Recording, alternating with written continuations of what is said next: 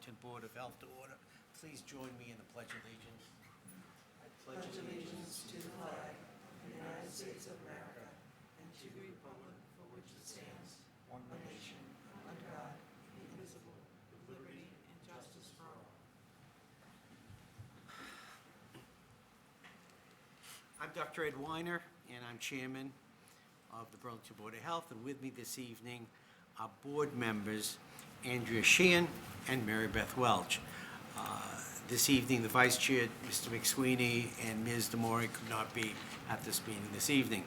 In addition, with us is Susan Luminello, our Director of Public Health, Michael Green, our Associate Director of Public Health, our Health Agent, Marlene Johnson, our Associate Health Inspector, Samantha Hardy, and our Environmental Engineer, Christine Mathis. Thank you.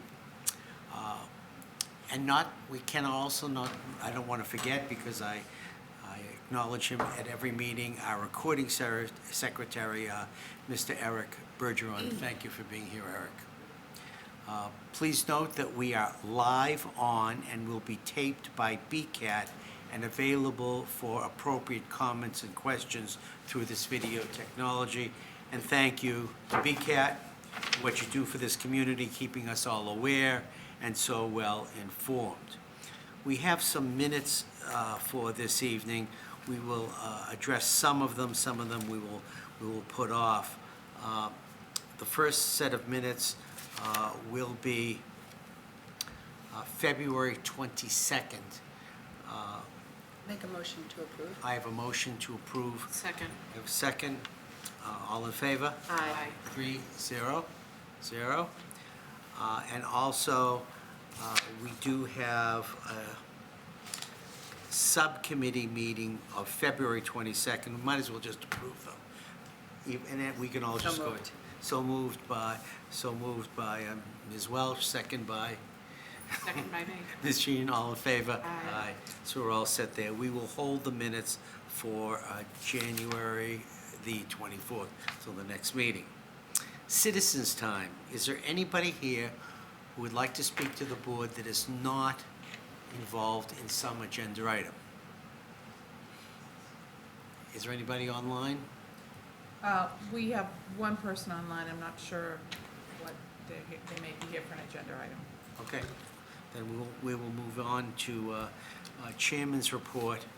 I have a lengthy Chairman's report this evening, but I'm going to hold it to the next meeting. I just want to let everyone that Susan and I met with the Ways and Means Subcommittee, and then subsequently with the full committee. Our budget was unanimously approved and will go to town meeting for final approval.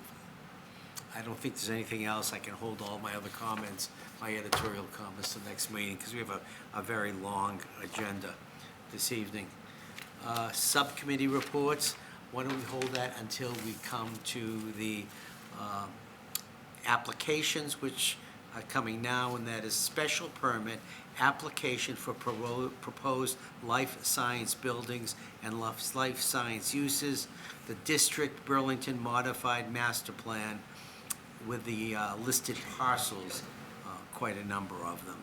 I will give now the subcommittee report. We met with the proponents on, let me see if I get the date correct. I met with them on February the 27th, is that correct? That's correct. February the 27th, and I was there along with the director and with the environmental engineer, Chris Mathis, and with the Vice Chair, Mr. McSweeney. We talked about this special permit, and at that time we had no major issues with any of the proposals at that time. I will tell Mr. Vaughn that I did go down there. I did the inspection. I did walk around. I do have comments on the rain garden, which I was impressed with. It's not really a rain garden, no. It's a bunch of concrete and tar, and there weren't many plants in it, but it looked interesting. So I didn't see anything really problematic with that rain garden. we can address you're going to do another one at this site, and hopefully that one will be as successful as this one will be. So, but I did go. Thank you for the permission. Who is going to present this? Is this Ms. Mathis? I can give a quick introduction and then turn it over to the group for their presentation. Good. So, National Development and NEEP Investors Holding are the applicant for this special permit, and they are looking to redevelop the existing District Avenue campus, which is located off of Burlington Mall Road in between Leahy and the mall. The proposed plan looks to ultimately demolish 2 existing buildings and gradually construct 3 lab-ready buildings for use with life science and biotech tenants. Those 3 new lab buildings will have 1, maybe 2 additional structured parking structures as needed, based on, the number of cars per to the new buildings. Let's see. You can see from the materials I provided that the site history, the site from the 1950s till almost 1970 was used for gravel mining.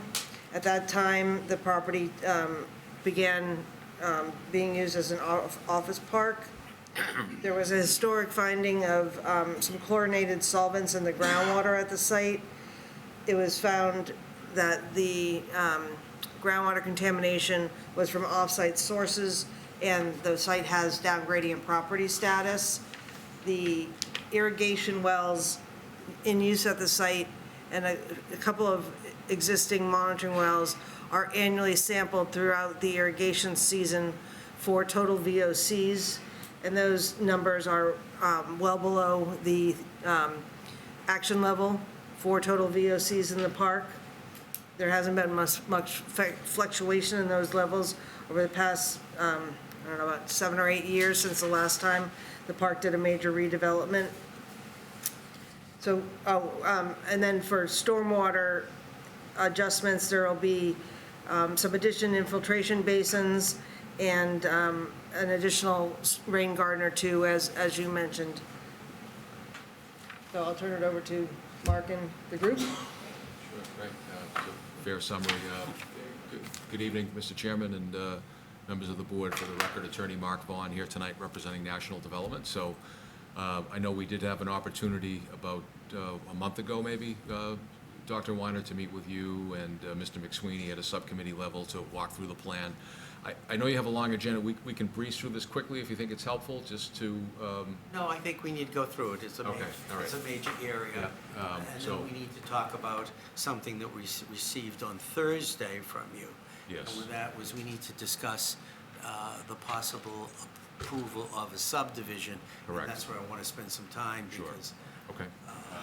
So again, this is, this slide deck is consistent with what we had presented before, but I'll skip over the agenda, but...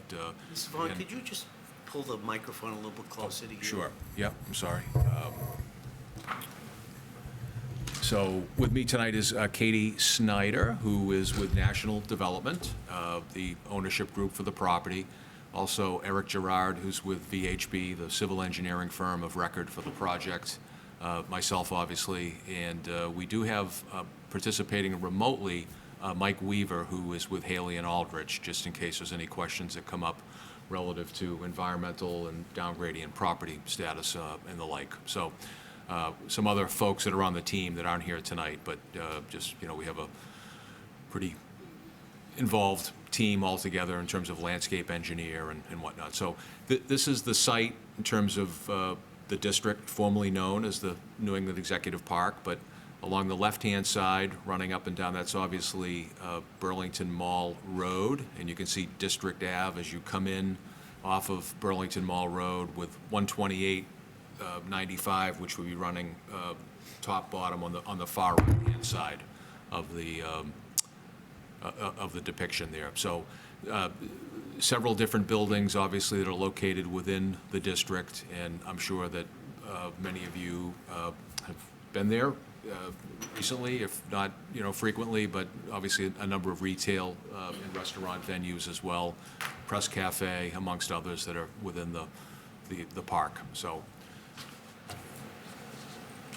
this is a plan that was previously approved by the town back in 2015, just as a point of reference. What's highlighted in kind of the tan color, if you would, is what was previously approved that has not yet been built. That being an office and garage building that was going to be where the cursor's located there. That was going to be a building that was known as 5 stories of office over a 5-story garage, which was never built, but it was approved. And then there was going to be a retail and garage building located over by the boundary of the property with the Burlington Mall behind the hotel, and that was not built either, although the permits are still in place for that. So what we are looking to do in lieu of those projects would be more of a life science and lab redevelopment of the site. And Building A, which is where the 5-over-5 office building was supposed to be, would now be a lab building with a garage structure that would be immediately adjacent to it, rather than having the building space on top of the garage. They would actually be separated, which we feel is a much more appropriate means of handling it for a lab and a life science tenant. And then similarly, there would be 2 new buildings that would be located, Buildings C and B, where the cursor is showing right now, with a central green area that would be between the 2 buildings. And there would be a garage structure that would service those buildings as well, that would have some expansion capability in the event in the future they determine that they need to have some additional parking beyond what their current expectations are for parking demand. So that's the modified master plan. This is just more of a bird's eye aerial showing the new buildings and how they would look within the park. Obviously, Mall Road running along the bottom, and you can see there, and then 128 in the rear. So, but I know National Development, Katie, they have a great deal of experience in the lab and life science arena. They're developing a number of buildings throughout Eastern Mass that are within that ilk, if you would. So they are experienced with the issues and the procedures and the precautions that need to be put in place. And I think that hopefully we gave yourself, Dr. Weiner, and Mr. McSweeney comfort in that regard in terms of knowing what needs to be done to provide proper oversight and protection. So I don't know what the next slide is, but this is the subdivision that was submitted. So again, as I explained to Susan last week. You want to hold that until we? Yeah, that's Oh, fine. hold that. Yeah, Okay. sure, yeah. Do you have any other presentation, Mr. Vaughn, or any of your colleagues? Yeah, we can skip over those. Yeah, yeah. Do I do the stormwater, or, yeah? With the status, or we can come back? Well, yeah, that was just the environmental status, which I think Christine did a very good job of summarizing the historical status of it. I think it's down gradient property status, and we certainly understand the board's request to have vapor barriers installed as part of any building. And if there's any desire to get further into that, I know we have Mike Weaver that's available, so. Any questions? No. Do you have any questions? Nope. I looked at the proposed conditions and questions. You, go ahead. Is she in? no. Okay, Mr. Chairman, I just wanted to point one thing out that I'm not sure we discussed at the subcommittee meeting. Okay, go ahead.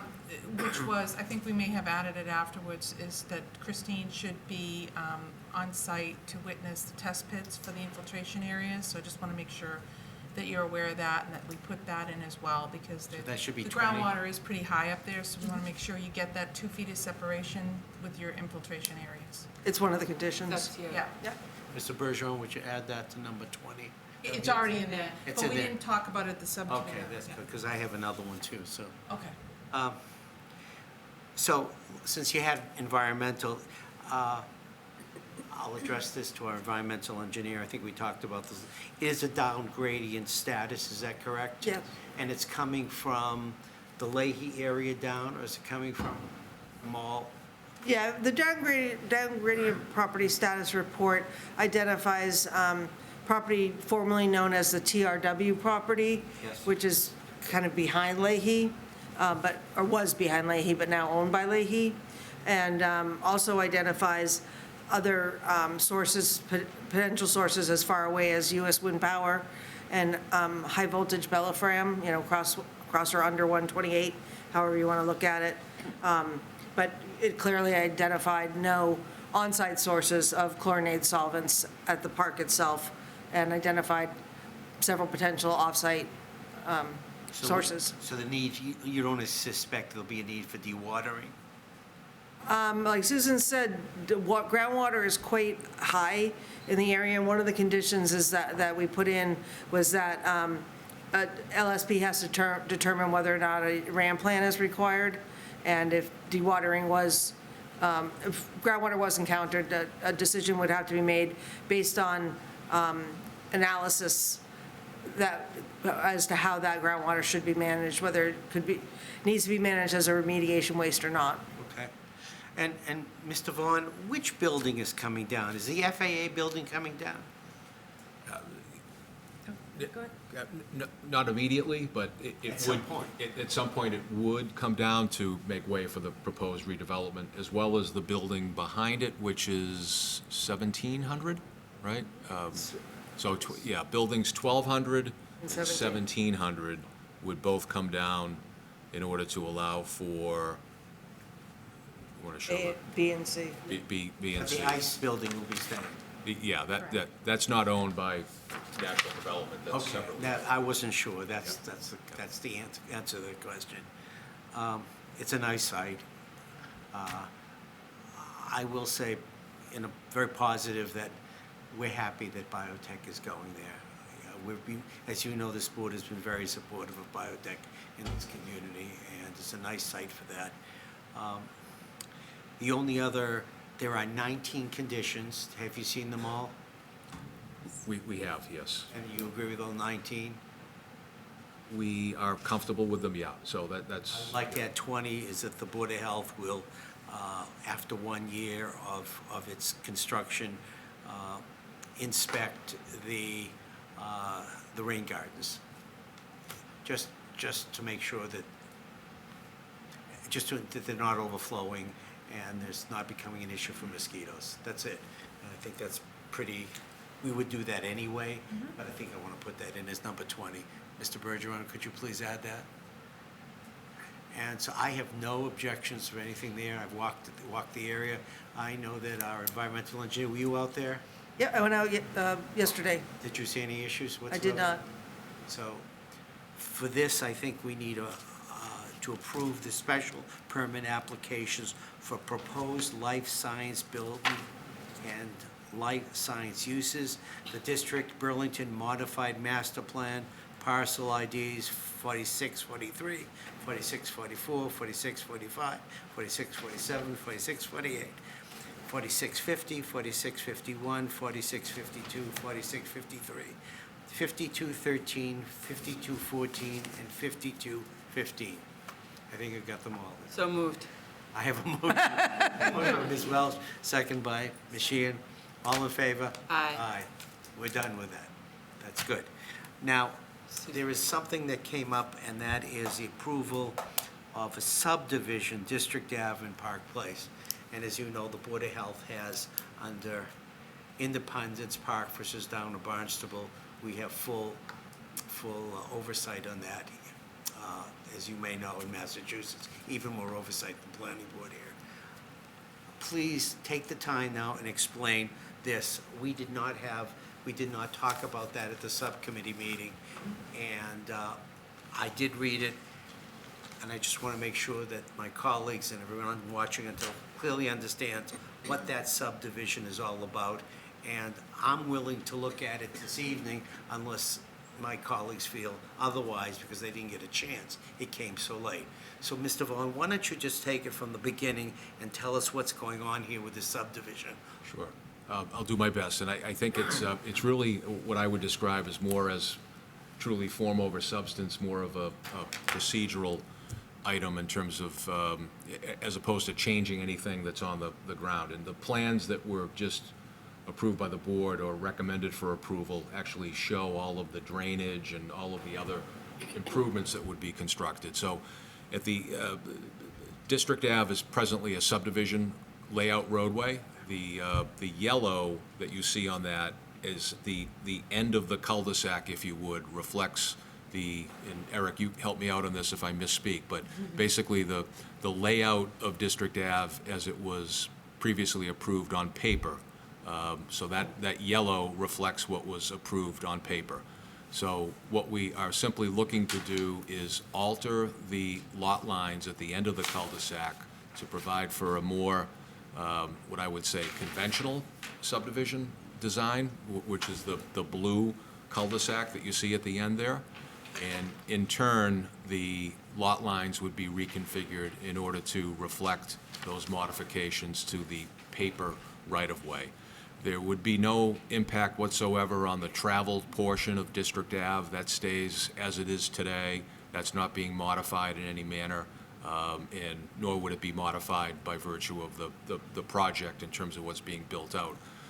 All of the drainage improvements and stormwater enhancements and everything else have already been factored into the plans that were part of the PD special permit application, which the board just had reviewed. So the subdivision isn't necessitating any further modifications in terms of on-the-ground improvements. It's really just modifying internal lot lines and frontage in order to recalibrate the lots at the end of the cul-de-sac. So, Eric, please jump in if there's anything you feel like needs to be. Mr. Vaughn. Yep.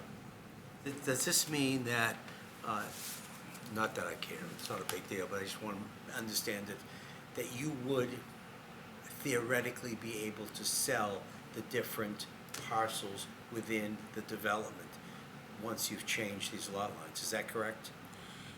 That that why I you're guess doing it's not necessarily why it's being done. I guess every lot would need to have adequate frontage on a way back there. So they would be conveyable by virtue of that. But at the same time, it's primarily being done to make sure each of those lots would comply with zoning requirements in terms of frontage and lot area. So, but that's really why it's being done, because part of the garage building for Building A would be within that yellow right-of-way area. So that's why we're looking to be able to modify the lot lines to allow for that. So again, it's really, there's nothing being changed on the ground in terms of what you see out there or experience if you're traveling on that portion of the roadway, but it's more just paper. Portion of that yellow would now become part of the lot area for those lots. So I hoping that helps explain it, but if not, happy to. I'm just curious, why now? As opposed to, if it's not like a major need, all of this, you've had, I saw 2015, and all of a sudden, now we're looking to change the lines. Are you looking to do it specifically just around the yellow, or within the whole development? It's just the yellow.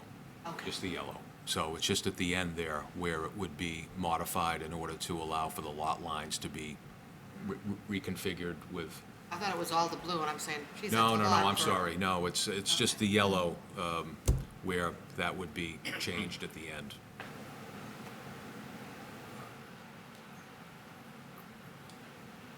Christine, you were out there. No. As we have this, do you have any issues? Did you look at the whole, I know you looked at the whole site. Nothing else has to be improved in that? I don't think so. catch area? The guardrail along the Leahy end of the property is in good shape. I drove all the way down I there. did ask you about that. Yeah, it's in good shape. There's adequate curbing and protection on the existing stormwater detention basin that's along 128. I looked at that, and I didn't see any issues. Do you have anything to say? No. I just want to clarify first that we approved the special permit with the 20 conditions. You understood that? Yes, Okay, yes, yeah. And then, please make sure that that's listed, that's with this, the 20 conditions, okay? Most of which are boilerplate. So I'll leave it up to my board. Do you want to vote this evening on the application of approval of this subdivision, District Ave and Park Place? Do I have any, do I have a motion? I'm fine with moving, I'll make a motion to I have a motion by Ms. Welch, second by Sheehan. Any other discussion? All in favor? Aye. Aye, 300. Well, you've been successful this evening. Thank you. Coming, and again, I'm Yeah. thrilled that we are doing biotech here. This community is becoming a hub for biotech, and I couldn't be happier. Be well. Thank you very much. Appreciate all your time, and Susan and Christine, I appreciate your working with us to better understand the project, so thank you very much. Thank you. All right, which brings us to, moving right along, Jamba Juice, Auntie Anne's Soft Pretzels, 75 Middlesex Turnpike, space 1765, external grease interceptor. I would suspect that Ms. Johnson's going to present that. Yes, Who is coming forward? that would be Miss Chin. She's coming now. Please come in. And please sign in. Jamba Juice and Auntie Anne Soft Pretzels is coming to the mall. It's a combination of both those food products. And it's going into a new space at the mall. So because their new space and they don't have an external grease interceptor, they are before you this evening to request a variance from Section 4, Part A, which is the not having to install an external grease interceptor. They will have an internal grease interceptor, and their menu does not contain high levels of fats, oils, or grease. And the variance application is attached, as well as their menu. My recommendation to the board is to vote to approve the variance from Section 4, Part A, and allow the new food service establishment to operate without installing an external grease interceptor with the following condition. That condition is the food service establishment operator and the property owner both understand that this variance may be subject to revocation, suspension, or expiration as determined by the Board of Health. A variance under these regulations may be revoked, modified, or suspended only after the food service establishment has been notified in writing and given an opportunity to be heard at a regularly scheduled meeting of the Board of Health. Reasons for revocation, modification, or suspension of a variance include, but are not limited to, a determination that the food service establishment is discharging grease in quantities sufficient to cause sanitary sewer line blockages or increased maintenance of sewer lines. And the mall has been notified as well. It's- So, Ms. Chin, do you understand all that? Yes. And the reason I say that is we don't want a problem, and that is it's an internal grease interceptor. You need to clean it regularly, and you need to keep a log on that. Now, if you don't keep a log, I cannot protect you from Ms. Johnson. She Or will- Miss Hardy. Miss Hardy, because Miss Hardy does, thank you. I made a mistake. Miss Hardy, and you don't want to be in trouble with them. They are our two professionals, and, Let me fix that. Mr. Chair, I just have. yes, please. I looked at the menu and thank you for reviewing that with us, Marlene. I have a question just because I haven't had an opportunity to review. Where is this location in the mall? Where is it? Can you So explain? where the old Sears was. Okay, yeah. It's going to be down in one of those Okay, storefronts. great, thank you. You're Thank you, because I welcome. was trying to understand the location. Okay, thank you, I appreciate it. So- Thanks. So you clearly understand internal grease traps and what you need to do. If that's the case, you have a recommendation to approve the variance from Section 4, Part A and allow the new food service establishment to operate without installing an external grease inceptor with the following addition, as she wrote it. So I have, if Ms. Johnson, our registered sanitarian, health agent professional, makes that recommendation, Excuse me. I'm okay with it. I'll make a motion to approve. We have a motion to approve I'll second the motion. and a second by Ms. Sheehan. Anything else? Director, Associate Director? Straight. I'll ask you, you're going to do the inspection too, as I have been corrected. All in favor? Aye. Aye. You're all set? Thank you. Do you need a copy of my ServSafe certificate or the allergen or anything? We'll get that once we get closer to your opening date. Okay, thank you. Okay, next we have a variance for Gourmet India, 75 Middlesex Turnpike. And is Al Meida, are they here also? He was, I don't know where he went to. He was here a second ago. Okay. Sir, your name, please? My name is Vishal Sood with Gourmet India. Please sign in. I think we have met before. You've been there a long time. Please explain, and I think that's something we don't see. Sure. This type of variance for fermentation for yogurt. That's correct. Julie and Correct. colleagues, please. Sure. So there are two folks that are going to be before you tonight, Mr. Sood and then Mr. Sheikh. And so what they make is they make a drink that's popular in India. It's called lassi, and it's a yogurt drink. And so they each have their own recipe and way of doing it. And it is a special process. We've discovered, Samantha and I, that it is a special process because they use fermentation, which makes the product acidic. And so we need to be able to confirm that that is going to be safe. And so we do that by making sure that the pH is at 4.6 or below. And so both of these food establishments, I've worked with both of them. They had a food consultant. I reviewed their HACCP plans. I've been on site a couple of times, looked at their logs, and both of them are in compliance with being able to produce their drink below 4.6. So my recommendation is to approve the variance to use fermentation to make yogurt on site with the following conditions. Follow the HACCP plan and use logs provided. Always use a commercially purchased starter culture. Never use a starter culture from a batch of yogurt that was made on site previously. The pH shall be at or below 4.6 and tested with the calibrated pH meter, and both have pH meters. And I had each come in with a meeting with me, and I had them calibrate it and showed them how it worked. I even had them bring in a sample of their yogurt, and we were able to test it. Logs shall be completed and up to date. The person in charge shall demonstrate how to test the yogurt with the pH meter to the inspector upon request. The HACCP plan shall be reviewed annually and initialed by the manager. If there are any changes, those changes shall be submitted to the health department. This variance is approved for fermentation to make yogurt only. This variance is for the establishment listed on this variance and no other location.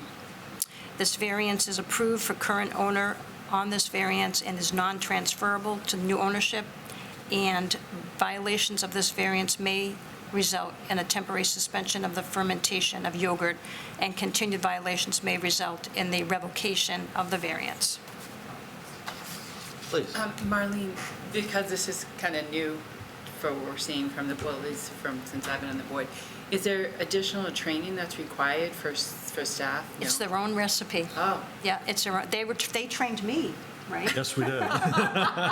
They trained me. It was a give and take process, right? so That's right. So did you taste it? I've had lassi, I haven't had his, we'll have to. but I'm sure it's delicious. Thank you. Great. I'm going to have you sit down, and then they'll call you. Thank you. Any more questions? No, I'm good, thank you, Ed. Questions? Just because it is new, and it seems that we only check it annually, should we consider doing that? It's not checked annually. The HACCP plan on their end has to be reviewed annually. Okay. So they get inspected as they normally would get inspected, and that's part of the inspection. Okay, thanks. You're welcome. Thank you. So, Mr. Sud, right? Yes. You are number one. You're the did. first one I think we've ever done, is that correct? That's You're correct. the first in Burlington First I've ever seen to it on have the board. this variance request. And you've been at the mall for a very long time. I have. I've been there many, how many years have you been there? Since 1995, 20. 95, and we've never had really any Yeah. problems whatsoever. So I'm feeling fairly comfortable, but I just want to make sure, because whenever something new, I get nervous in this community. Because I always tell people, you can come to Burlington and you can eat anywhere. You can go to the mall, eat anywhere, and everybody knows Gourmet India. So you clearly understand the HACCP plan. Correct, sir. Okay, I got to go through this. Yes. Please take no shortcuts, especially with the starter material. Correct. That's really key. I see my professionals nodding, because this is not a sourdough bread where you keep a piece and you use it. This is where you have to start. Correct. And third, this is where I get nervous. And if you see recommendation number 5, I'll read it for you. The person in charge shall demonstrate how to test the yogurt with the pH meter to the inspector upon request. Sometimes we have problems, not in other institutions, where they go into you have a new person there, and they don't know how to run the pH meter, and you don't want to be there because they'll shut you down. Of course. Shut down. Well, we don't want that, so please keep your educational program up. And you are number one. We've never done this before, so, but I'm glad that it was Gourmet India who came first, because you've been here since 1995. Thank you, sir. Yeah, Marlene's been very helpful. She made a whole list of everything for us to help us out, so we appreciate that. You're welcome. Any other questions you have? No, I'm good, thank you. Samantha, do you have any questions? Any comments? No? Want to try it? No, so I guess we will ask for a motion to approve, I would assume. So moved. A motion by Ms. Welch, second by Ms. Sheehan. Anything else? Last call? All in favor? Aye. We wish you well. Thank you. Appreciate it.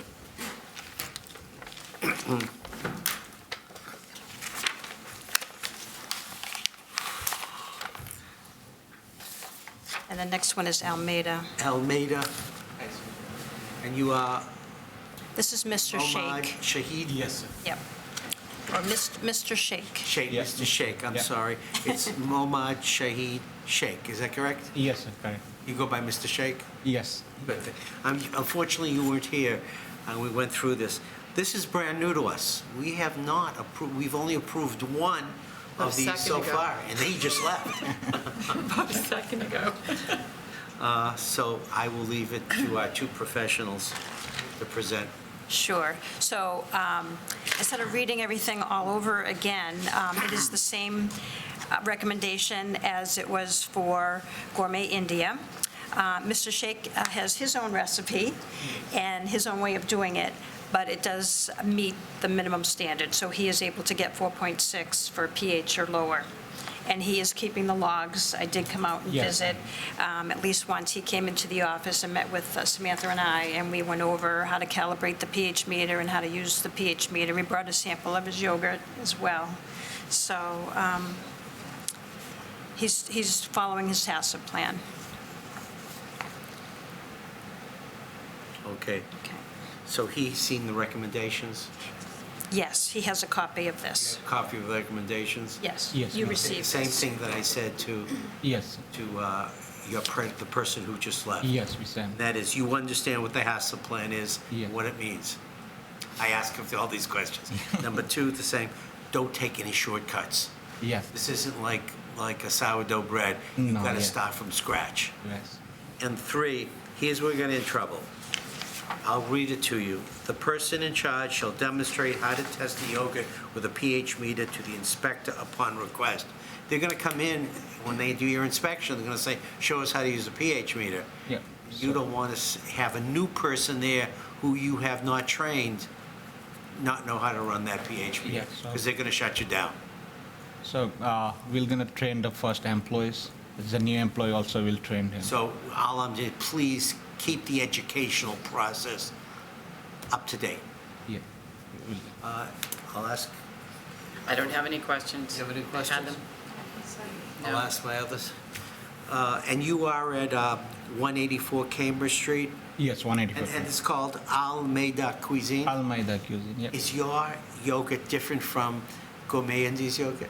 No, it's similar. Yes, same thing. Same, Same procedure. Yeah. same process, process. different taste? Yes. Yeah, Most little likely. difference, but it's a procedure is the same. So yogurt taste is little. I mean, it's similar taste, not a different taste. Okay. Yeah. Well, then I'll ask for a motion to approve. Thank you. Motion to approve. Second. Sheehan, second, Ms. Welch, all in favor? Aye. Thank you, sir. Thank you, be well. Okay, ma'am. Thank you. Bye. Thank you. Okay, we're down to hearings. Lifetime Fitness. I think Mr. Weiner is coming up. I also have Jake Enos, who's my cafe manager. Please sign in.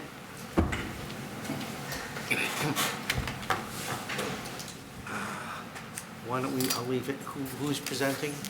Please. Alrighty. So Lifetime is coming today because they had a repeat of the violation of our local regulation, no certified food protection manager, on July 28th, 2022, and then again January 26th, 23.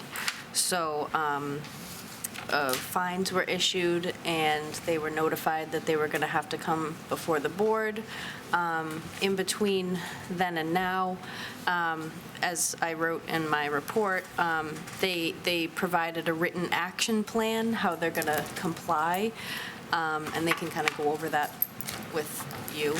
And they provided 10 certified food protection manager certificates, including Mr. Enos became a proctor himself, so he can proctor the exam. And I'll take it, they can take it away. Well, twice. That's why you're here. And did they pay the fine? That would be, I believe, They did, it's not outstanding. It's not a sense that you pay the fine.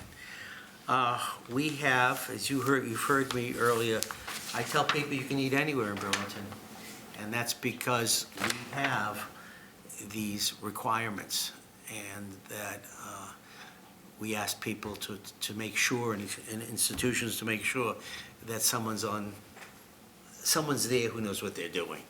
And when we see twice, we get really nervous about that. And you don't want Lifetime Athletic Life Cafe to have to close and for us to remove your permit to operate. So tell us what you did so we can move on with this. I myself, as Sam said, that I got proctored status for ServSafe. I currently have 12 now that are certified in ServSafe Manager, that I at least have 2 on staff at all times during our open business hours. I have all my supervisors licensed, and also all of anybody that handles food in the back of the house licensed at all times. Going forward, I have it set in my calendars when the 5 years when that expires to get them renewed. We also have backup plans in our work portal to notify us of when they're expiring. So more than one eye can see it, so Chris can see it and myself can see it as well. Anybody else like to speak to the questions? Ms. Sheehan? Do you have a frequent turnover of employees that are on the team here? The ones we had recently where we went short were promoted to other locations. So, but not very high turnover at all, team member-wise.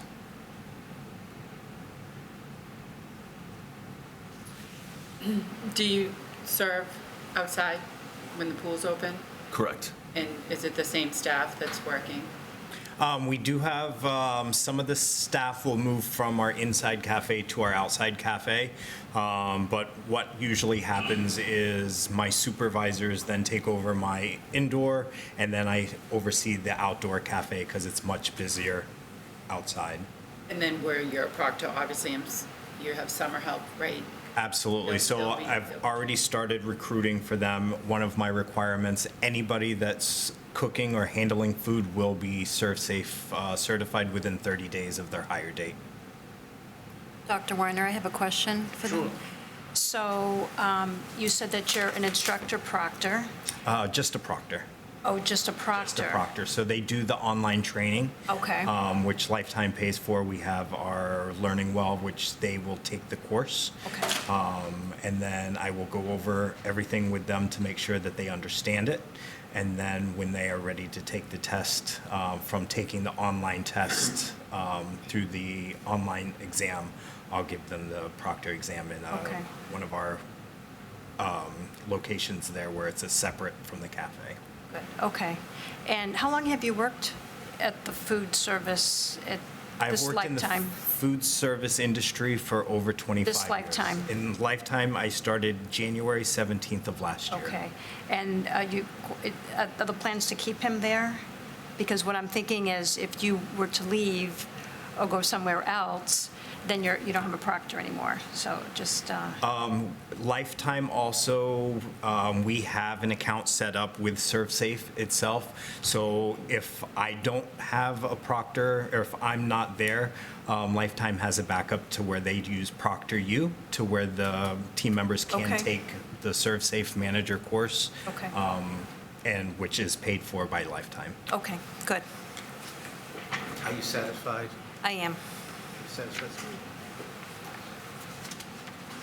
Director, Associate Directors, you satisfied?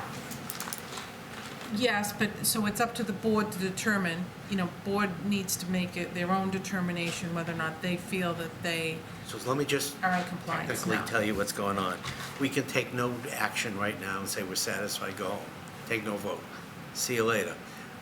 Or we can vote to suspend your food establishment with notice. I feel that they've made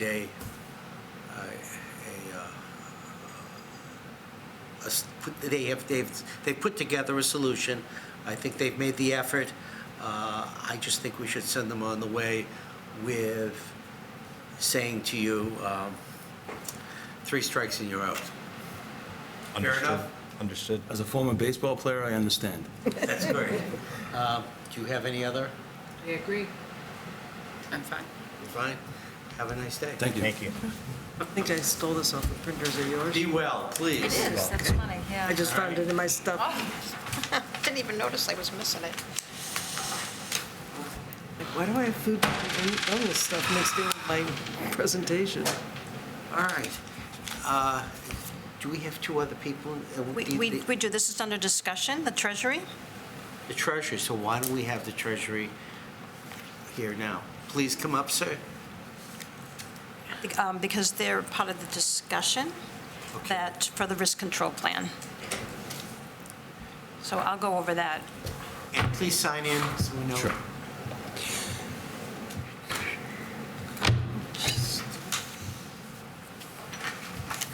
I hate these things. I hate these things. So there are 2 representatives here from the Treasury. So Mr. Patel, who's the owner, Mr. Patel. and Mr. Devadiga, who is How do you the, say your name? My first name is Manish, last name is Devadiga. Devadiga. Thank you, Mr. and he's the Devadiga. general manager. Okay. So the reason why they're here tonight, this is a discussion, so no action is needed by the board. Due to 3 consecutive violations, they were called into the office with myself, and Samantha was there too. She sat in on the meeting. And we, the 4 of us, developed risk control plans. So the violations were specific to risk, foodborne illness risk factors, And there are copies attached. So we have, the first one has to do with refrigeration.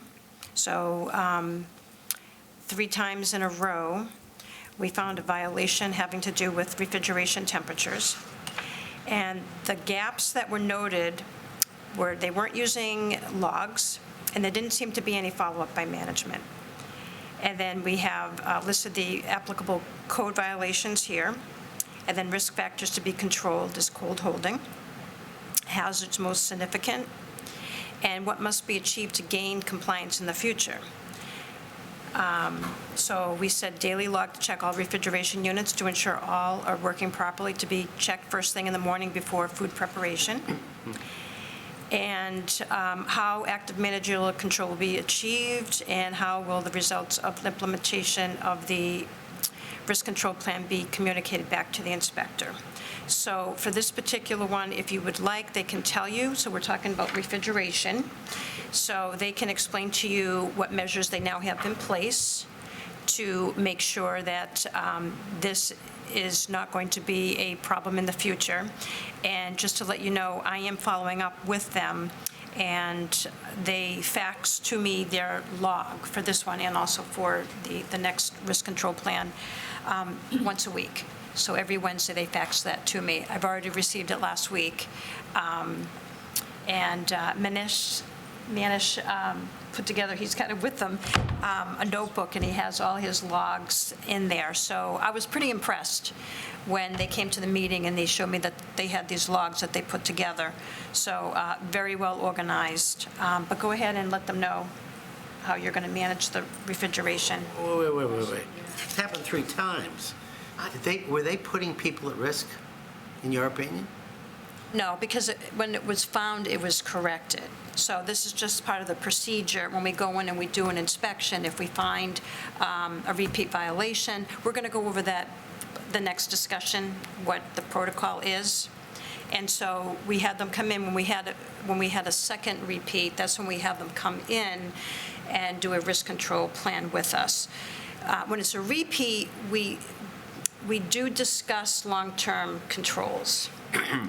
Most people take care of it. For whatever reason, it wasn't. So that's why when it was a second repeat, they were brought into the office, and we put together a risk control plan.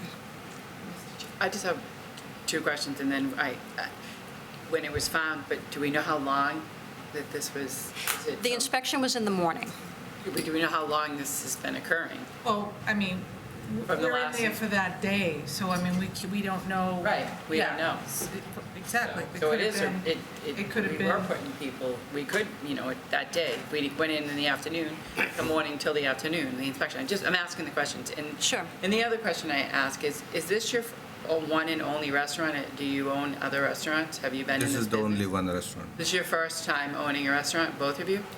You've been in No, the food industry? I'm in food industry for almost 20-25 years. Oh, a long time, thank you, okay. Also, I'm a ServSafe certified instructor. Okay. I teach food safety.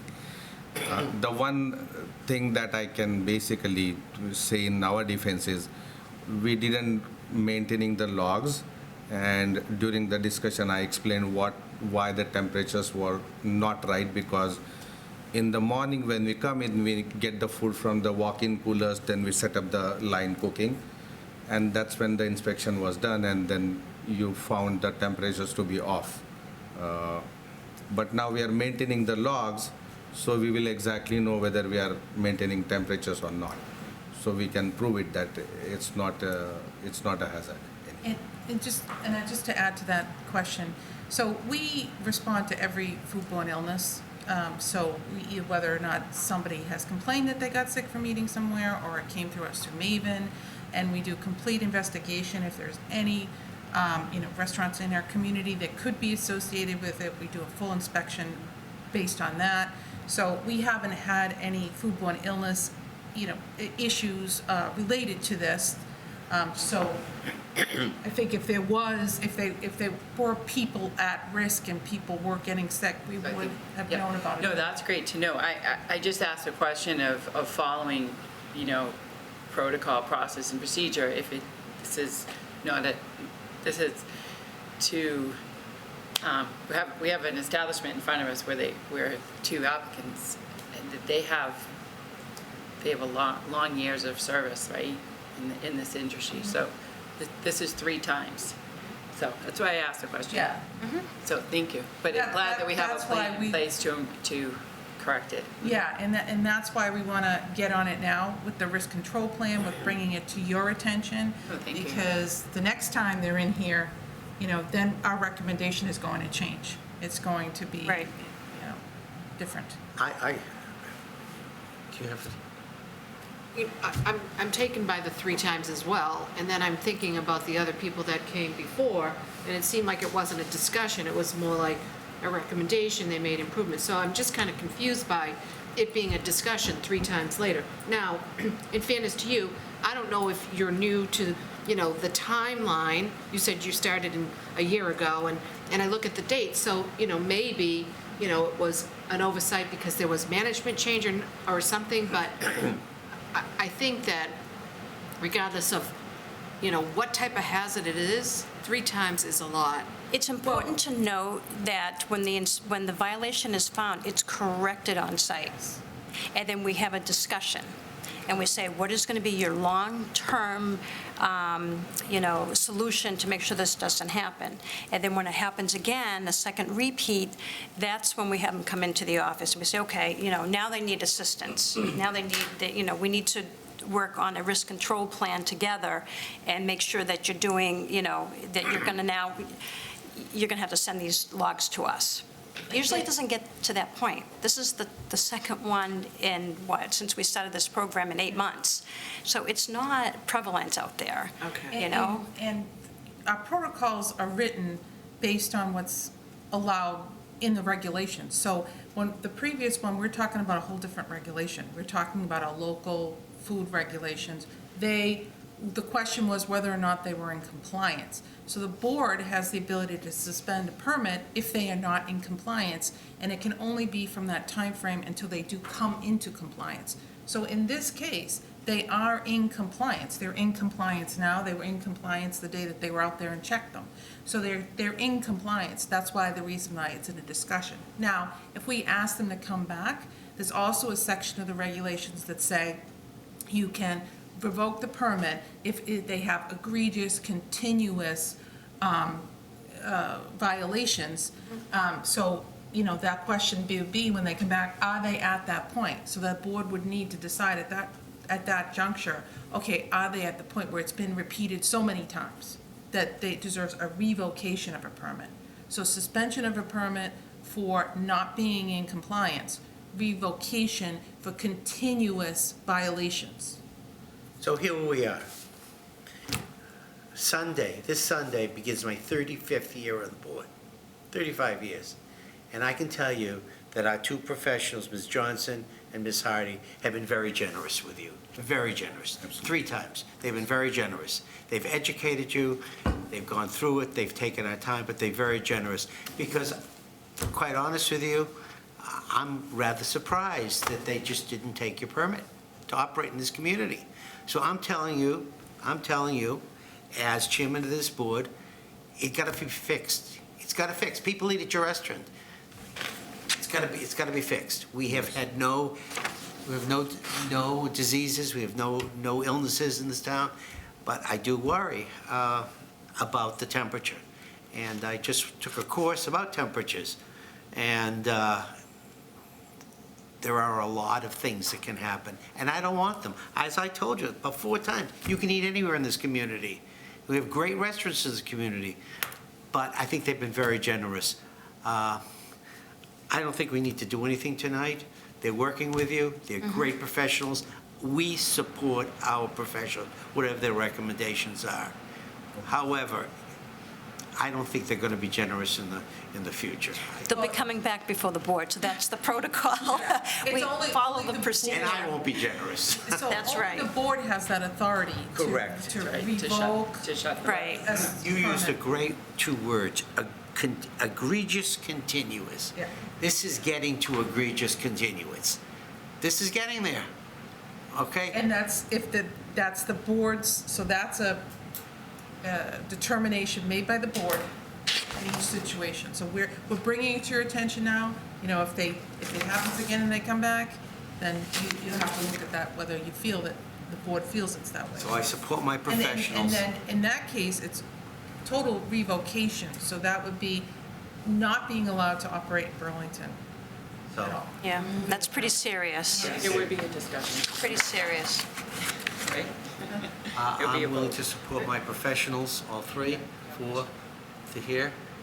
Do you have anything? I just want to ask Marlene, how long will the weekly log update be provided? So I have them giving that to me, I think I have it written down here, I want to say 6 weeks? I believe it's 6 weeks. Yeah, until the end of April. Yeah, April 30th, until April 30th. All right. So that's significant, that's That's all fine. documented in your plan that I'm reading, right? Yep. Yes, they have Thank that in you. the log. So am I okay to say, send them home with a warning? Got Marlene and Yeah. Samantha. You have them on a short leash. They don't like saying Samantha or I command, but they will now, because they'll be so excited to show us their logs and show us how everything is Okay with going you? smoothly, right? So you know how serious this is. You're on television. They do. Serious. Be well. I don't want to see you again. Be well. Have a good evening. Thank you. Thank you. All right, thank you. Good night.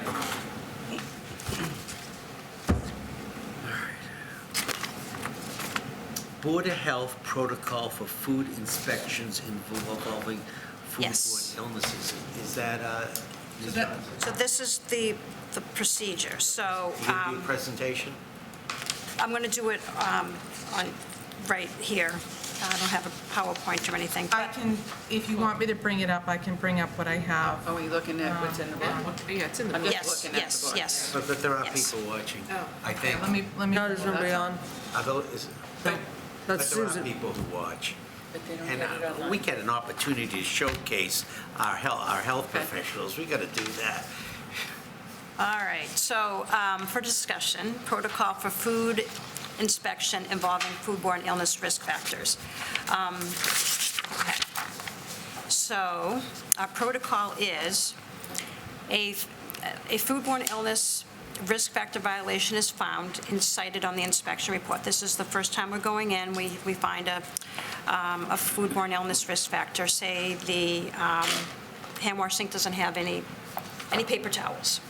So we get them to correct it on site, they get some paper towels, they fill it up, and we do cite it as a violation. If we come back, the next inspection, if we find the same violation, then it is considered the first repeat violation. We give them a $50 fine, and then we talk to them, and we say, we found this last time. How are you going to make sure that this doesn't happen all the time?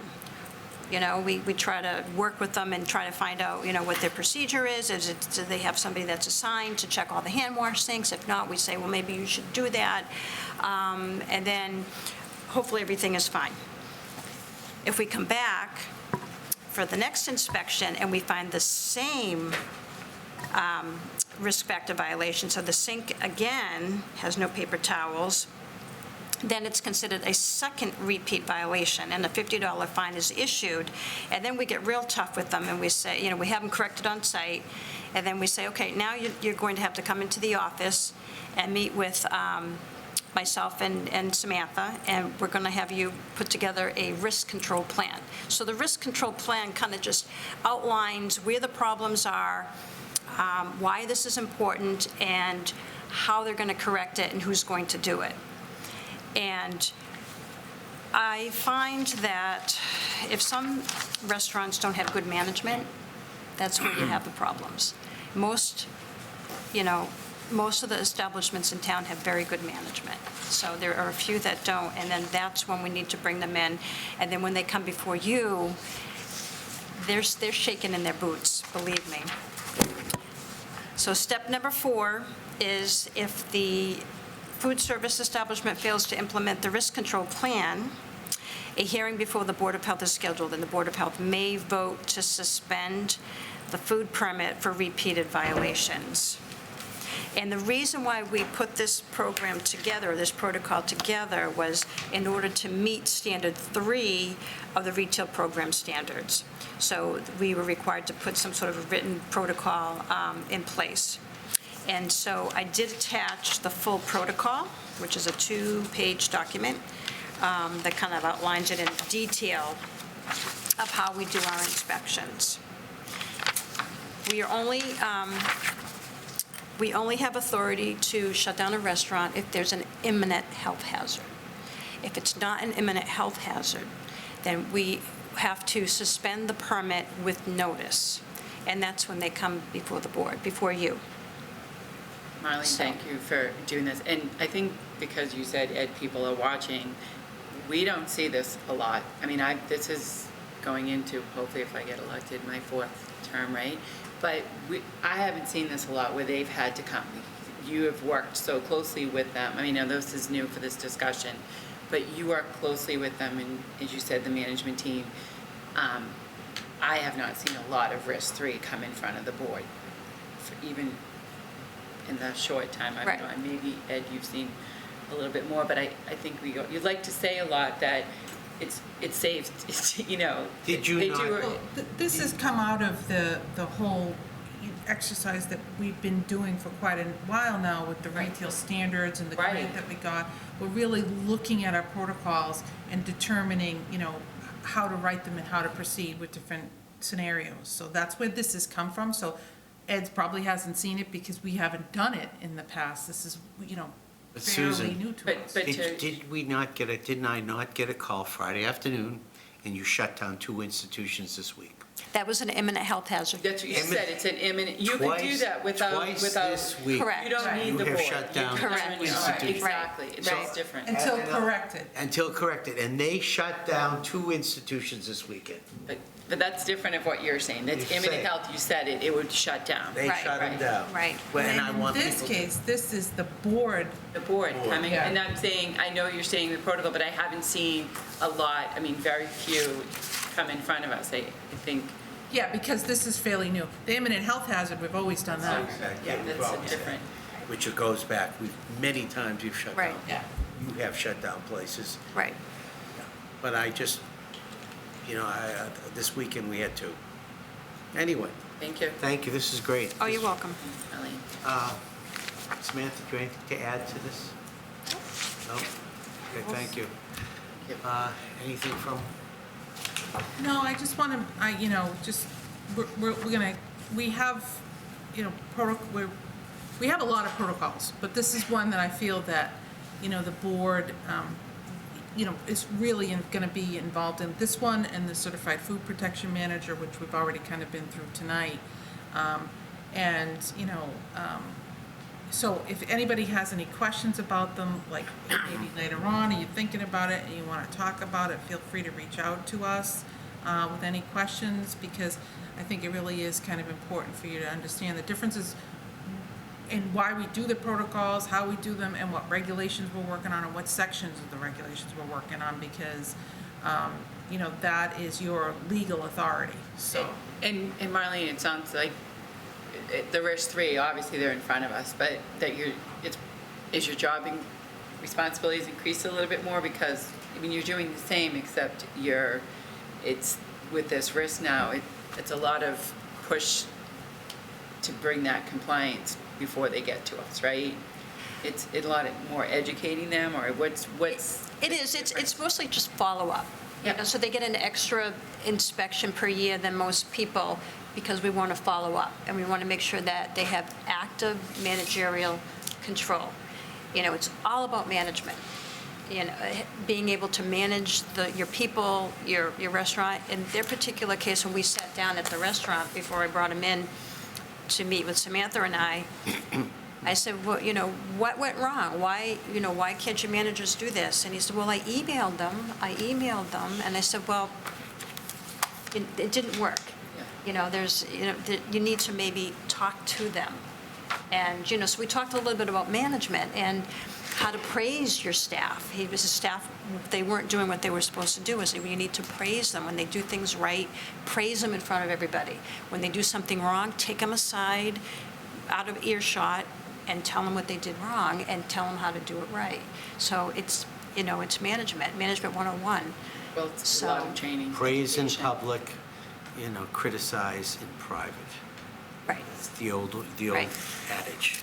And the Manish that was with him, he's new to the restaurant as a new manager, and I see potential in him. And when he put those logs together for me, for the re-inspection, before they even came in and sat down with Samantha and I was pretty impressed. He was taking it seriously. So I'm hoping that he stays with them for a long time and continues to do a good job. So, And this also gives us the ability to kind of take action, because before, we might see something repeated, and then repeated and it's corrected, repeated and it's corrected. But this protocol is going to now let us say, okay, here, give it to the board and let the board make a decision where we're not able to close somebody down for a corrected violation, repeatedly even.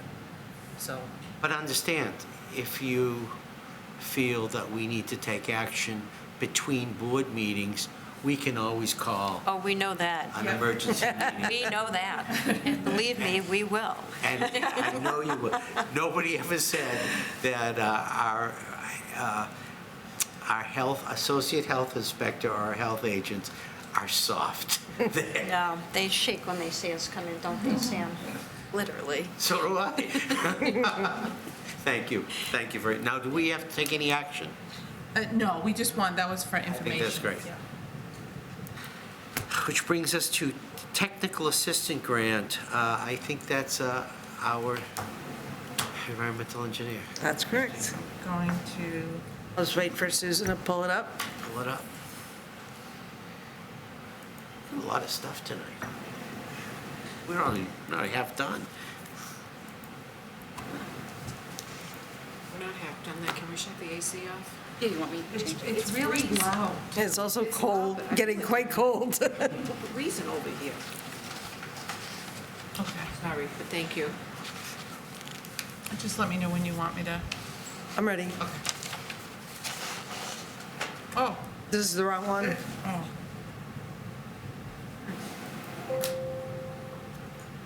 Oh, I emailed them both to you in separate emails. okay. That's not the right one. So while Susan's pulling that up, you, We have it, right? yeah, but it probably wants it up on to share. So we applied for and we were awarded a grant from the Massachusetts Department of Environmental Protection to study a environmental concern as identified by us in our community. And we chose a particular area of Burlington where we have a couple of contiguous MCP sites, or How much was the grant for? $20,000.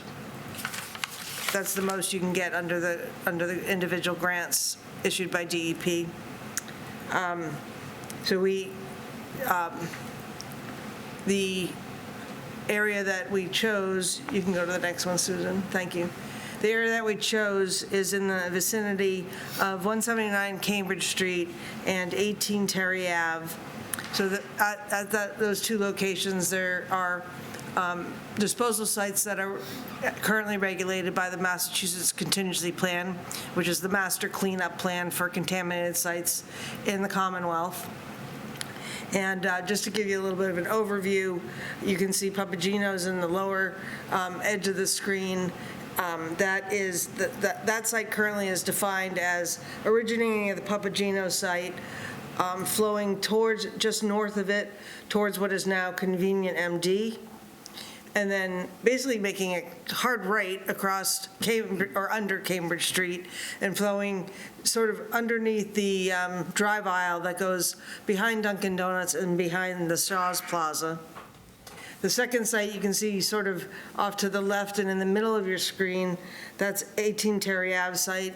The extent of that site is currently unknown and is under ongoing investigations to define the extent of the contamination at that site.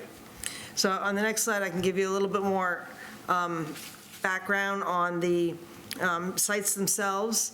So 179 Cambridge Street used to be a dry cleaners called Mercury Dry Cleaners, and it was in operation beginning in the 1950s.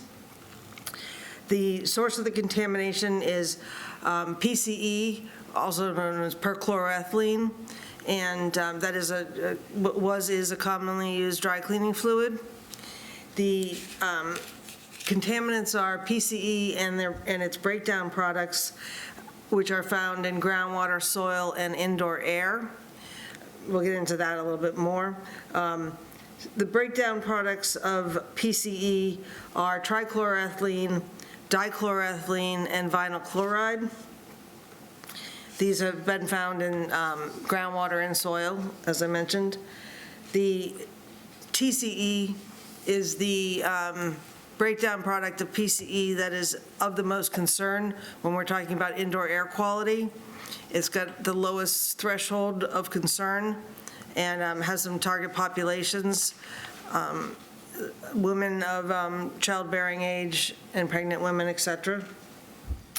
So TCE has been found at the at Papagino's in the restaurant, but at levels underneath the thresholds that are available for indoor air quality.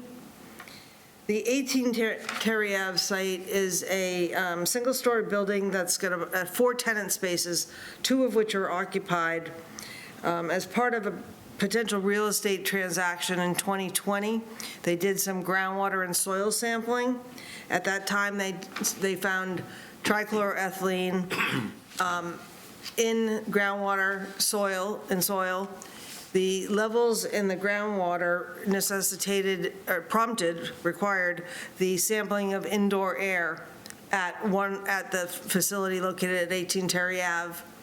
And in one of the tenants, one of the spaces in the building, they found what's called an imminent hazard for indoor air, meaning that the levels of TCE in the air in that space triggered the imminent hazard threshold, and they had to take immediate corrective action. Where was that, in which building? 18 Terry Ave. 18. They had to take immediate corrective action to control the hours that people could be in that building. They then put in a temporary soil subslab vaporization system, and later installed a permanent system. So that the imminent hazard situation at that address has been corrected and remains corrected, with ongoing monitoring of the indoor air quality at that site. So we felt that these 2 sites combined, due to both indoor air impacts at both sites, as well as there's a lot of unknowns in terms of how the sites impact each other. If they impact each other, the conclusions at this time seem to be that we're talking about more than one source, that the source at the dry cleaners was PCE and its breakdown products, but that the source at 18 Terry Ave was a spill of TCE, not PCE breaking down to TCE. So we think we're looking at 2 sources, but again, there's a lot of questions to be answered about these sites. And that's what got us to applying for the TAG grant, so we could further study this area of town. What about the people who did the contamination? Are they long gone? So Mercury Cleaners is long gone. The property owner for the 179 Cambridge Street, or the Papagino site, I think it's been the same property owner for quite a while. And the property owner for 18 Terry Ave has been the same property owner for quite a while as well. But we don't know, the current property owner didn't own Mercury Dry Cleaners back in the day, and we don't know the source at 18 Terry, so we don't know if the current property owner had any contributing factors to the source. Do they have potentially responsible parties on, who's the potentially responsible party for 18? Yeah, is there one, and is there one for the Papagino site? I'm sure there is for that one. So the PRP, or potentially responsible party for Papagino's, is Sunrise Equities, which is a real estate, So they're responsible for the cleanup. foot in the bill of, the studies and cleanup and whatnot. And I don't think there is one. There is a PRP for 18 Terry, and it's the property owner. Okay. But other PRPs have not been identified. So the 18 Terry site, that one, the PRP needs to do further investigation. Yes. To find the source of that. That's not our goal here. We're not looking to do, studies or do their work.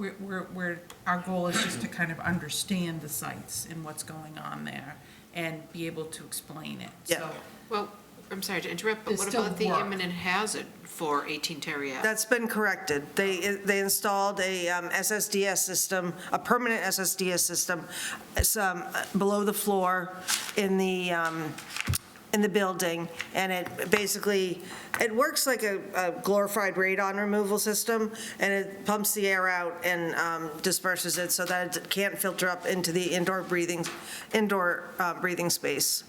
So that has been that portion of it has a permanent solution in that the imminent hazard no longer exists, and ongoing monitoring shows that they're well under the limits with the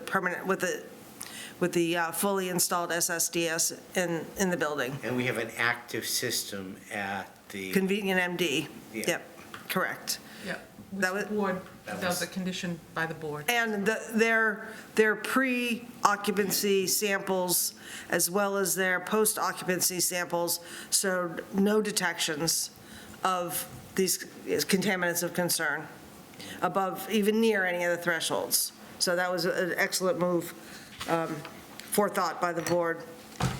So the goal of our program is to educate the public and municipal officials on the existing environmental conditions. To that end, we plan on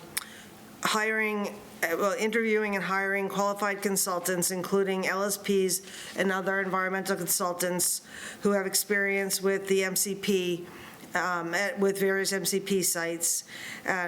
After we select a consultant, that consultant will meet with the Board of Health staff, review existing reports submitted under the MCP. As you can imagine, so specifically for the 179 Cambridge Street Papagino site, that site has been under study for over a decade. So there's reams and reams of pages of reports on this site. The 18 Terry Ave site was just discovered, as I said, in 2020, so not quite as much information on that site, but still quite a bit. If I printed just for that site, it'd be this high, and the other one, 3 times as high. So there's a lot to look at for existing information. After review of those MCP reports, we're going to ask the consultant to create a summary report, and that summary report, accompanied by a presentation, would be given at a public forum and then at a regularly scheduled Board of Health meeting. There'll be opportunity for public input in between those 2 public forums. And one of the things that we want the consultant to do is discuss the vapor intrusion and provide an opinion as to any ongoing concerns with that pathway. So continuing with our goals, on our part, Board of Health staff will be, as I said, meeting with the consultants to review the reports and the presentation of information to be given to the public and public officials. We would manage the public outreach efforts, identifying people who we should invite to such public forums and getting those invitations out. We would host and organize the public forum. And then finally, it's our responsibility to prepare a self-evaluation report at the end of the grant and submit it to Mass DEP.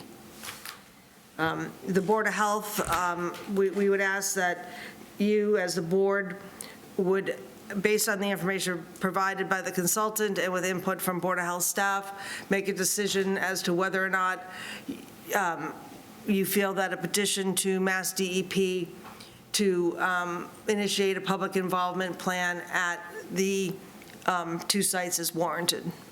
And a public involvement plan under the MCP, built into the MCP, there is automatic public involvement at many stages. But if you designate, if you successfully petition DEP to designate a site as a PIP site, then there's additional public involvement criteria that has to be met by the PRPs and on their behalf, their consultants.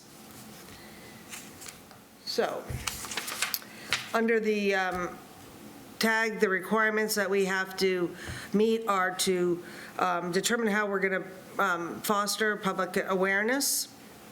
To do so, as I mentioned, we're going to do, ask the consultant to prepare the summary report of existing conditions and response actions that have been taken to date. And by that would include ongoing monitoring of groundwater monitoring wells, source reduction, particularly at the Papageno site, some source reduction has been attempted, and the IH efforts that have been undertaken at the two sites, or the indoor air quality improvements that have been undertaken at the two sites. To increase public participation, we want to identify potentially impacted public, local businesses and municipal officials, and invite them to participate in the public forums and incorporate public input into the final help the consultant incorporate public input into the final presentation to the Board of Health.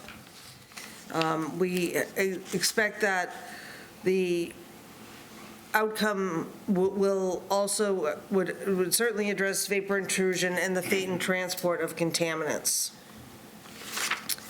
So finally, our timeline, we have completed the first one, which is draft a scope of work to send to, as a request for bids from consultants. We will, this coming month, be identifying qualified consultants who we should send those scope of work to.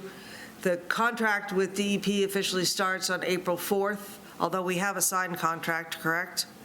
Yes. Yeah, so, and then we will review consultant responses over a month and a half or 2-month period, and ultimately award the contract sometime in June to the consultant we choose. Then the consultant would spend quite a bit of time reviewing and summarizing the existing MCP reports to prepare that summary report I had alluded to earlier. Board of Health staff would then review the draft report towards the end of next year, with an initial public forum sometime in December of 2023. And finally, a presentation to the Board of Health in March of 2024. Lastly, we would submit our self-evaluation report to DEP in April 2024. Any questions? I just have one, Christine. Sure. Thank you so much. In the grant, you said was for 20,000, and would that be able to cover all that? Oh, that's a good question. Yeah. We might have to reduce the scope. Oh, okay. I because didn't know if it would it's- touch your It's not a budget. lot of money for, No. and But thank they you may for- have to not review all of those reports, or, yeah. Okay. Just thought I'd ask, but nice job. Thanks. Congratulations on getting it. Have we decided on a consultant yet? No, well, I've put together an initial list of consultants that I know have experience with public involvement at MCP sites as an initial target list to send the scope of work to. So we will have 2 PIPs, public information. We may have to, if that's what the board decides. Okay. A PIP for, if the board decides on a PIP for each site, yes. And those are big deals. The PIPs are very big deals. We went through quite a few of them in the old days. You were environmental engineer when we went through some of them. So, yeah. And just a background on the PIPs under the MCP, the only way to get a PIP is that you have to have a petition from a certain number of citizens or from the local Board of Health. So the Board of Health can do that on their own, or it can be a group of citizens who sign a petition and Right. stuff. In the past, we had citizens who did it, as well as the board. Good. Thank you so much. That was, congratulations Thanks. on getting that. Nice job. Thank you. I had a lot of help from Susan and Mike as well, so Thank you. Susan. shout out Thank to you. there. Okay, the next is a vaccine purchase program for flu. Now, as many of you know, my son is a global high-level executive from one of the companies that make the flu vaccine, so I'm going to leave. I have to recuse myself, and I'll leave it to you, my two colleagues, to do the discussion with Susan. I'll be outside. Please knock on the door when I can come back. Thank you. Okay, so this is mainly just for discussion. I just wanted to inform the board about the current flu season, what I'm thinking about for flu vaccine purchase moving forward. In order to secure the vaccine, we can pre-order it to make sure we get a certain amount. When you do that, you get a reimbursement allocation as well. It's always been what we've done. I think it's a good practice to kind of get our order in ahead of time, even though we don't know, what the flu season is going to look like. So I put some information together about the flu season, what last year's flu season, and this year's as well. So the flu zone, last year, we total doses, we got 550. We dispensed 384, so we had 166 unused doses, and we had to return 55 of those. We're getting some of a refund, but not a whole lot of a refund on that. So the reimbursement rate for last year was 10%. This year, it's a little bit better. They upped it to 15%, so that's good. But we weren't able to give out all of those doses because, well, number one, I think that we didn't have as many people coming forward who wanted the flu vaccine. Yeah, I was gonna ask you that. For whatever reason. Yeah, it was a lower turnout last year, right? Yeah. Than I've seen in the past couple of years. And we weren't able to do as many clinics, I don't think, as we normally would have. We didn't do them ahead, we did them for the kids before the clinic. So we ended up with just a lot of the regular flu zone left over. With the state supplied, we only got 30 doses of the state supplied. We gave that all out. The high dose quadrivalent, we got 150 doses of that. We dispensed 144. So we only had 6 unused doses of that. So we're going to get reimbursed for those doses. So that's good. That's a little bit more of an expensive vaccine than the regular doses. I provided here for the 22-23 season, what we were looking at, the age groups that we gave it out. With the flu clinic, we gave 348 and of the regular and 137 of the high dose. So it's about what we usually do, but maybe a little bit less, not a whole lot. We did a lot less in the office. And a lot less of probably about the same of like the emergency responders, but less in the office. We just weren't getting a lot of people coming in wanting to get the flu vaccine. The ACIP recommendation hasn't come out yet, so it remains the same as last year.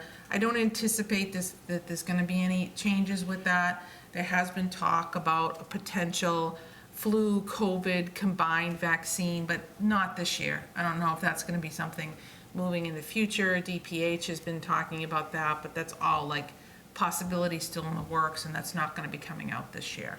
So no big changes this year from last year. I know last year, we obviously had the nurse that gave notice, but stayed on through the clinic. If we don't have that, would you still run the clinic and use our? We can always, yeah, I mean, we don't really need a public health nurse to run the clinic because we have so many MRC volunteers. Yep, that's what I thought. We just need to get probably a reliable MRC volunteer to be our kind of be the vaccine lead. coordinator, but I've done it before with a volunteer, so, and I have all staff helps and everyone gets involved, and it's a team effort for the clinic, yeah. And then, so the history of last year versus the previous year, 540 versus 485, so it was less last year. And then, so then getting into the recommendation for the flu season. So we did administer 55 doses less in 2022 than in 2021 at the flu clinic. The reimbursement rate, however, was 5% less last year than this year. So for the upcoming season, the reimbursement rate is going to be 15% as opposed to 10%, which we had last year. But we are still without a nurse, and I don't know when we're going to get a nurse. We still haven't received a whole lot of applications, and that's something that we could come up to next flu season and still not have a nurse to give out flu vaccine as they normally would in the office. Outside of the emergency clinic, responders. right. Yeah. Exactly. Yeah. On site. So, so my recommendation, so looking at the 15% return rate versus the 10% return rate, I recommend that we purchase 450 doses of the pre-filled quadrivalent. It's a little bit more this year, and 150 doses of pre-filled high dose, which is a little bit more than last year too. And then, so that would bring our total purchase to approximately 17,000. And the expectation, the way I got it to those numbers is looking at dispensing it all at a flu clinic. So all in one day, hopefully. And then even if we don't get it all in one day, building in that 15% return rate. So if we have it's a little bit more than we did last year, but with the 15% return rate, we shouldn't lose any money, when we come out of it in the end. And then continue with the states, the 30 doses from the state. That's like free vaccine that they give us, but it's part of the Vaccine for Children program, and a requirement to continue that program is to get the flu vaccine. So we just get the minimum doses for that, which is the 30 doses, and we try to give it all out. So we give that out first because we want to make sure we meet the state requirement. And then the shipments is the same as last year. So we're looking at, guarantee of 25% by August, 75% by end of September, and then 100% by end of October. That fits in when we would have the clinic, which would be sometime in October. I did send this to Wayne, and we haven't come up with a date yet. I'm gonna find out when is good for him, to pick a date, and then we'll go by there. We usually have it mid-October. He likes to have it more towards the end of October, as you know, because he feels that that's the best time for people to get immunized.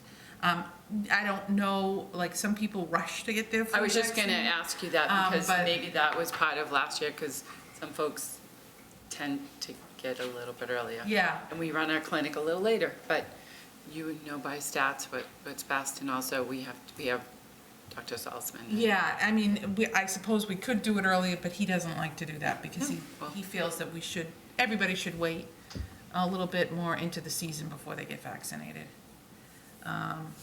Susan, if I see this correctly, so basically you're just buying 100 doses less on the quadrivalent private? On the regular, so yeah, from last year, so 450 this year, last year, 450 recommended, and we was 550 last year, so yeah. And then the high dose, because we gave it all out, I think we can give it all out, but I don't want to go any more on the high dose, because the high dose is very expensive, and, if you don't get up to that 15% reimbursement, you lose a Well, we lot gave more. out the majority of last year Yeah. on that particular variant. Yeah. Yeah, so that's it. I included in here the ACIP recommendation for last year. That will probably change, but they always come out late, so I'm not expecting that until like September, usually when they come out with that. But usually there's not big changes on that. Any questions? I think he answered them. Yeah. Yeah, so the plan would be to move forward with the regular clinic next year, but probably that's it. Yeah, I think it's a good service, people expect it. No, I think it's good too, yeah. we should have it. Okay. Right? Let me get,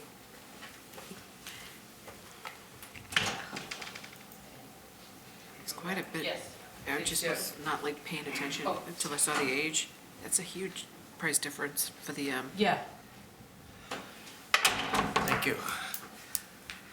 All right, which brings us to Burlington Board of Health Public Participation Policy, and I'm just going to get my notes out for this.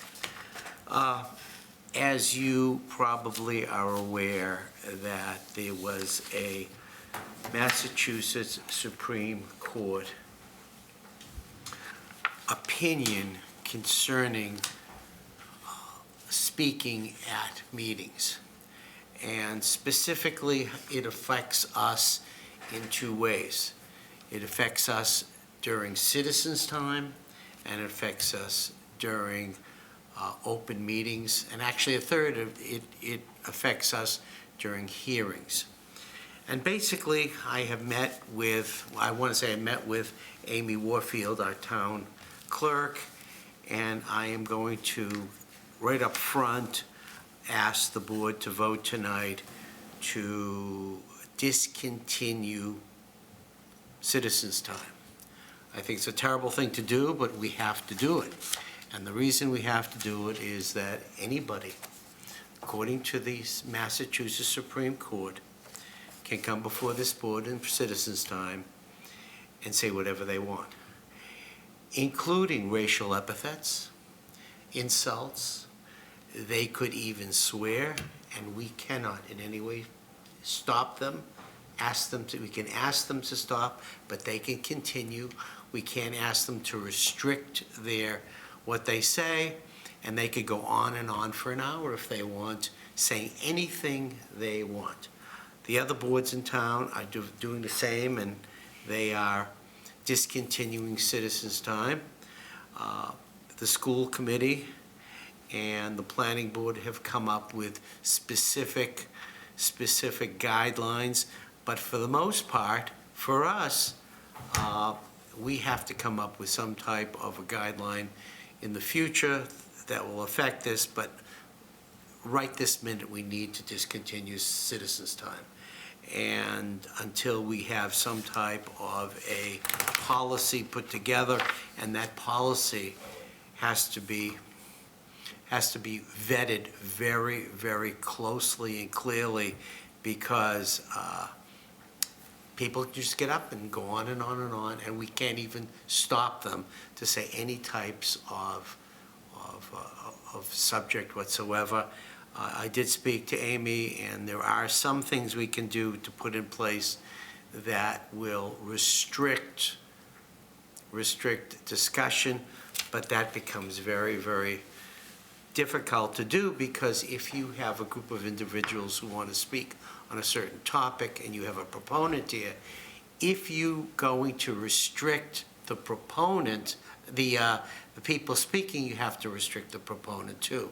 And therefore, for instance, if we wanted to, tonight we heard about a certain subdivision and a certain special permit, we would have to give them a specific amount of time, and then people who wanted to speak against it would have a specific amount of time. It gets very complicated. So I'm asking tonight that we discontinue citizens' time, and I think that's terrible. I really do. I mean, I think citizens' time is part of the democratic society, democratic way of getting involved in meetings, but we have to do it because we can't. People are people, and they can say whatever they want. We have never had a problem in citizens' time, but we could now, and other boards have had issues. So I'm going to ask for votes for us to discontinue citizens' time, and then I will work in the next months to put together a policy with Amy, with Susan, with any of our professionals, put it through the town council, and I'll bring it before you when we have something that I think is doable, because this puts tremendous stress on the chairman. Very to get this done right, and I've got to see what the other boards are doing and what town council suggests. I know you've read the materials, and it's just too bad, but we have to do it. So I open this up to discussion.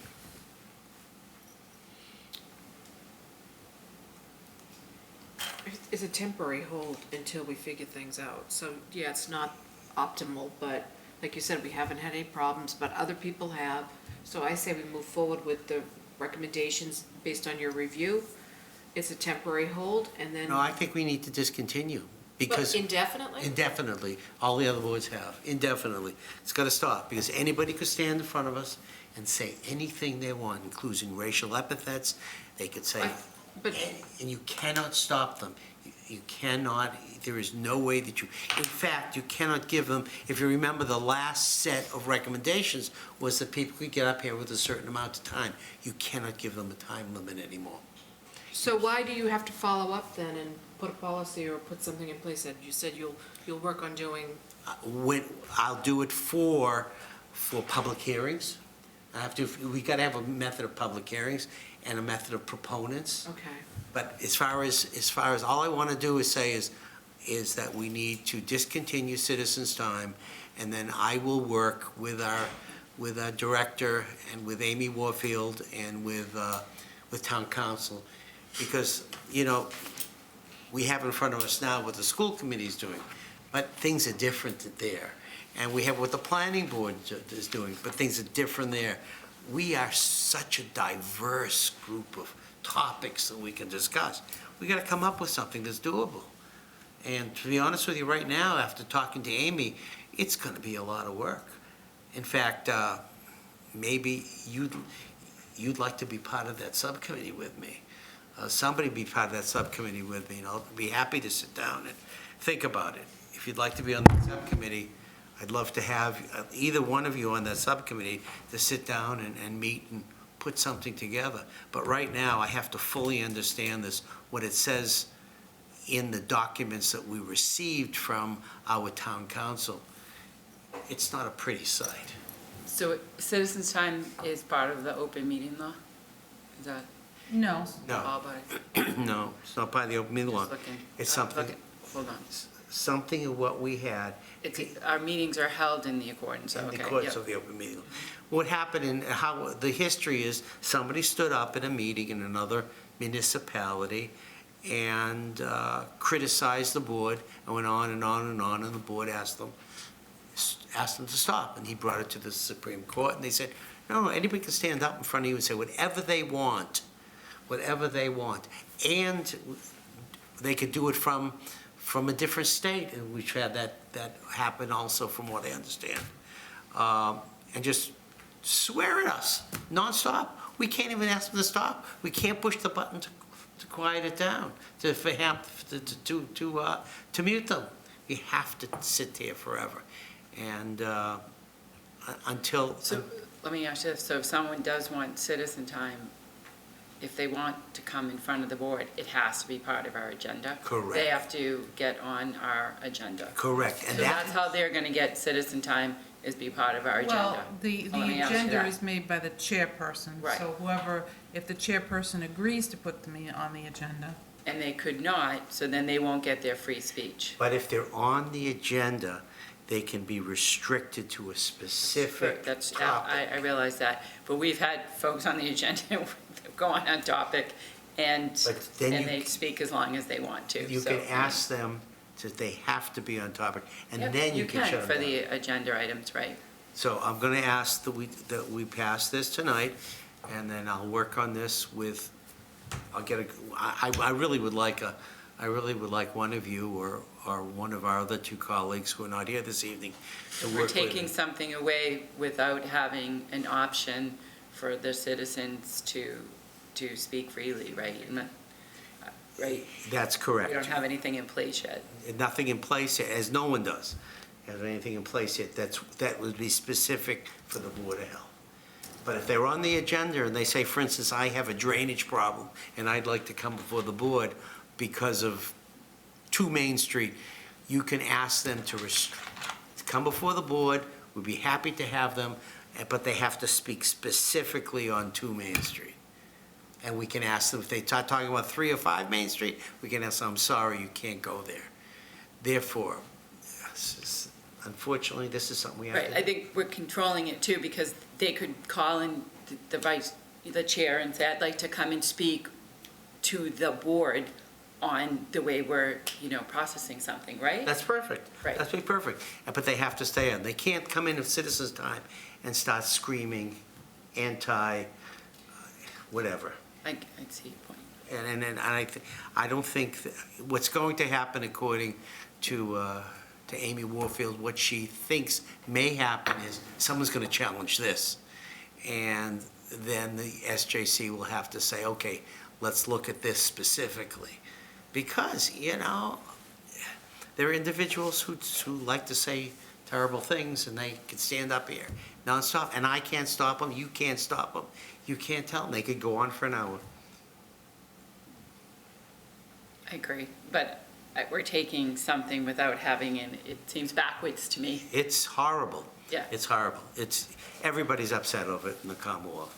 I don't think from what I have seen and what I've heard is, I don't think the Supreme Court realized what they were doing. They were taking away the rights of people. That's right. They would and I don't think they were not taking them away. They thought they were giving them more rights, but you can't. And it had happened because somebody was, screaming insults at the board. Well, if they want to scream insults at us, that's okay, but that takes it a step further where they could say anything they want. And it's horrible, and you can't stop them. So I'm going to ask for a motion to discontinue citizens' time, and with the understanding that I'll work with whomever to come up with a policy for you to review. Maybe you have a special meeting over this as a possibility and talk about this. Because I don't want to be the person who dictates what this policy will be. So I'd really like a subcommittee, and maybe I'll call one of you to be on that subcommittee, because it is complicated. And I'm the first one to say, I've read this thing 3 times, and it's complicated. So I came into this meeting under discussion. I didn't come in with this on the agenda tonight or the vote. I came in, I thought it was a discussion. Well, And my thought is it possible to wait until the next meeting where there's 5 of us that can weigh in? Or we may have a policy, as you said, maybe we put the subcommittee in place. And Well, I think I don't want to take the chance where someone gets on specifically on the electronic and starts swearing and starts calling people names, whatever, and we can't even shut them off. Can't do it. I don't want to take the chance. I would just say discontinue, we'll put something in place, and if we at that point read it and say, we don't want it, we'll take that chance. We'll take that chance. But I have the ability, according to Amy, the chairman has the ability just not to put a citizen's time on the agenda anyway. But I don't feel that way. I feel that at least I've got a couple other members of the board who help make that decision. I can do this unilaterally.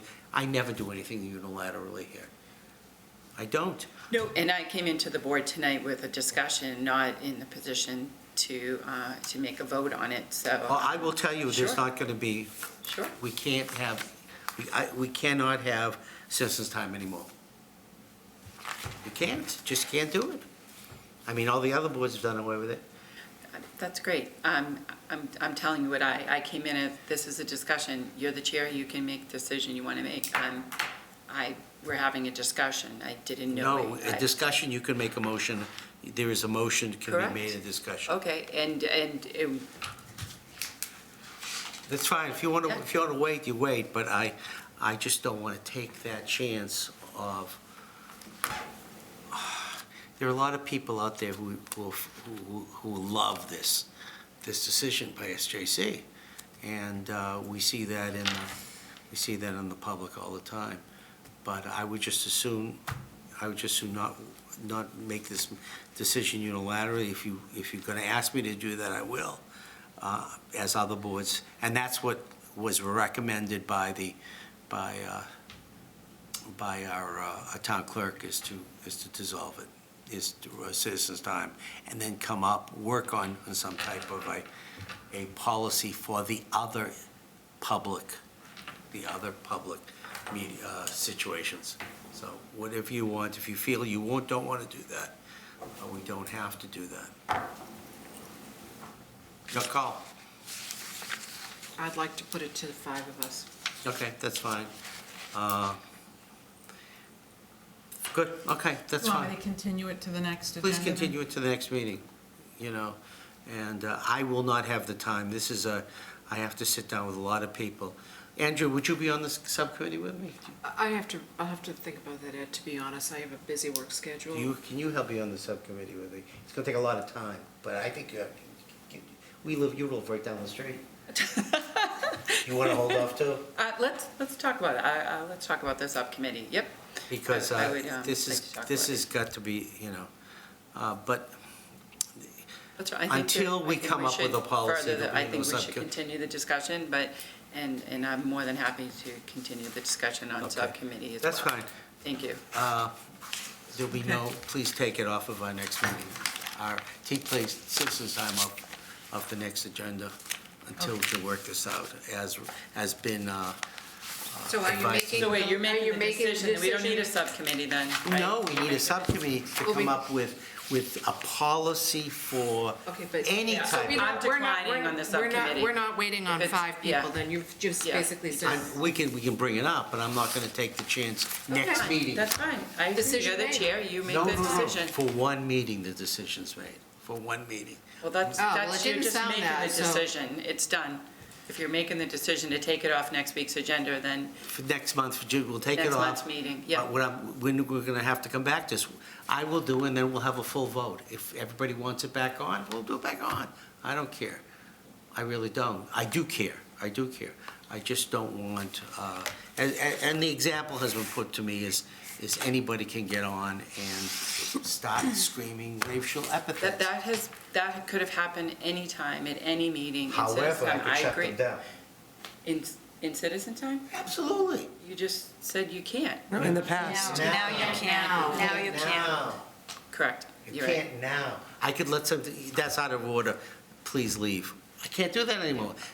You shut down the electronics. And that's what happened in communities. I agree with that should not occur. Should not occur. But we don't have anything in place to immediately shut down citizens' time. It's But if you're the chair and you made the decision to stop it for next meeting, that's your. just for one that's your- meeting while we discuss it next meeting, all right? Okay. So if everybody wants to put it back on, they can. But it's for one meeting, we're not going to have citizens' time until the board decides where to go further. I think that's It's a fair compromise. fair compromise. Is that a fair I don't want to do But something you have about. that. I don't want to sound like you take anything unilateral. For one meeting, we're not going to have citizen time, for one meeting. Okay. And we'll make a decision as a group what to do in the future. Sure. Okay. All right? And as part of that discussion and decision, I also think we need to look at the remote and in-person participation policy that we made, because that does have a reference to it in citizens' time, so we need to change that based on what's decided. And that's good. So, Are we're not, Are we discussing that? Are you saying we're doing that next meeting? next meeting, Yeah, we'll well, discuss it's it. discussed. Okay. We'll discuss. You'll have to look at that as well. I'm totally in Yeah. agreement. I was going to actually ask that too. That's great. Thank you, Susan. And that will be remote participation in terms of what we allow people to make comment on through electronic media. Can we just comment on that, though? Sure. If I remember correctly, this was a prior meeting not too long ago that we decided that we were going to require people to be in person. And now we're just going back No. on, No. am I right about? That's not what we said. We said that we were not going to have all of the proponents electronically. There would have to be somebody here We could have a couple people here. Now, tonight, we had a couple people in backup on, that's fine. Right. But we were just not gonna have everybody online because of communication issues. Yeah. And what, the thing that I wanted to kind of focus on was it does say in here that citizens' time will be available for appropriate in-person or remote participation, however, limited to a maximum of 5 minutes. That will have to change, either That will have to change. come out, or we'll have to take out the Yep. limited, because Limited. that's not, is no longer allowed. You know, it's a terrible situation, it really is. And I always felt that citizen time was very important, but the Supreme Court has made it very difficult for all of us now. And I guess what would be worse? What would be worse if we had some, I hate to use the word crazy, but had some crazy get on and go on and on for an hour while people watched it? I had to wait. We couldn't even adjourn the meeting while they were doing that, as long as they were, because that's what the community did is they adjourned the meeting as soon as this stuff, and they were found to be out of compliance, that they could not do that. One other thing that the board should be aware of too, the remote meeting. Remember, we had many discussions about saying, I just got notice today, and we can talk about it next meeting if you want as well, but that has, we were talking about, that's likely going to go away, that won't be allowed anymore, but that has been extended for quite some time now, so remote meetings are now still allowed the way they were during COVID for another The extended State period House, of is time. anyone even back in yet? Depends on which department you call. Exactly, so, I mean, It's true. I kind of, I think some of some of this now is town meeting. Tom, what are we gonna do with town meeting? And how can, in town meeting, people can be acknowledged in town meeting, but as you know, any member of this community can be recognized by the moderator in town meeting.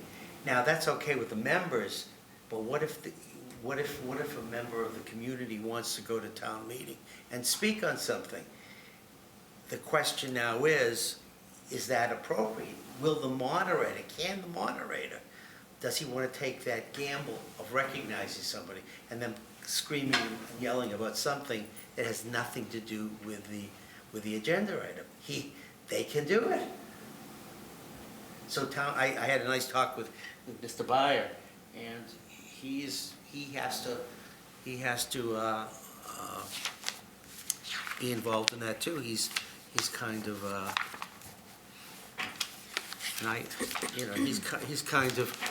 he has to deliberate that also.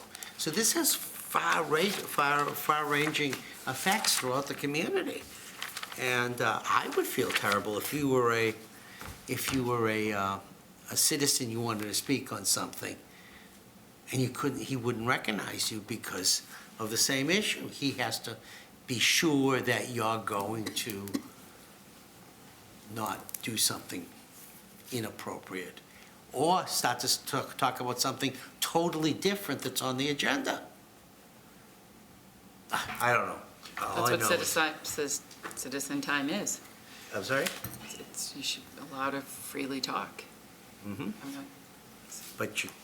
I agree. All right, You understand? sorry, it's your meeting. No, Boyd. it's just, it's my headache right now. You bet. We have to go on to staff reports, Associate Health Inspector. Samantha? So I guess the only things I'd like to highlight is I'm working on a presentation for the pool operators, which we do every year. Usually Marlene does the presentation, so this year I'm doing it. And Marlene's helped me a lot with it. So that'll be on April 19th. We're going to do that for all of the pool operators. We're going to go over all of the things that we look for on inspections and how to do water testing and information about the laboratory testing that's required. So it's all, to get them ready for the summer. And Marlene and I have also been working on a food safety poster for the health fair, so. And the that's- health fair will be what date now? That was my question, that was great. I'm glad It's you gonna be said May that. 20th. May What was the 20th? date? I'm sorry, I missed it. May? Or? Yep, May 20th. It's 10 to 1 at the Burlington High School. And I know it's probably like a combination, but we were hoping for an increase in vendors this year, right? We're not too Or bad. I different, think we maybe have change. about 40 or so, a little bit over 40. So kind of in line with what we usually do, but Mike's been doing some outreach and is continuing that, so maybe we'll get some more. We have a few more tables available, so any vendor who comes forward, we have some room for them. We've made room, so, yeah, it's gonna, I think we have quite a few, so it should be a good event. And we left it up to you two to decide on which vendors would be there, correct? Right. As I said, because there were some questions. Yeah. You just, okay. I have a question. 3 Little Brook Court, there was only one area affected, or all of the, is that a Oh, the housing? housing? Was only one? It was one unit, yeah. One unit? So just one apartment, yeah. Okay, thank you. Any other questions? If not, put that to a vote. The Associate Health Inspector, could I have a motion to approve? So moved. Second? Oh, second. All in favor? Aye. Health Agent, Marlene, Good evening. So I updated some temporary food permit, as we have the fees have changed. So I updated the applications, developed a couple of new applications, and then we needed to send out some information to some folks that this is brand new to. So we sent out a memo and just some clarification. Some folks weren't sure how it applied to them. So hopefully everybody will be ready for the new temporary food program. And indoor swimming pool, I conducted the routine inspections for all the indoor swimming pools, no issues there.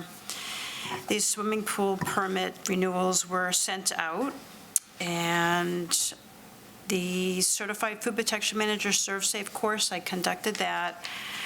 It was a 2-day course on the 15th and the 22nd, and Dr. Weiner attended that.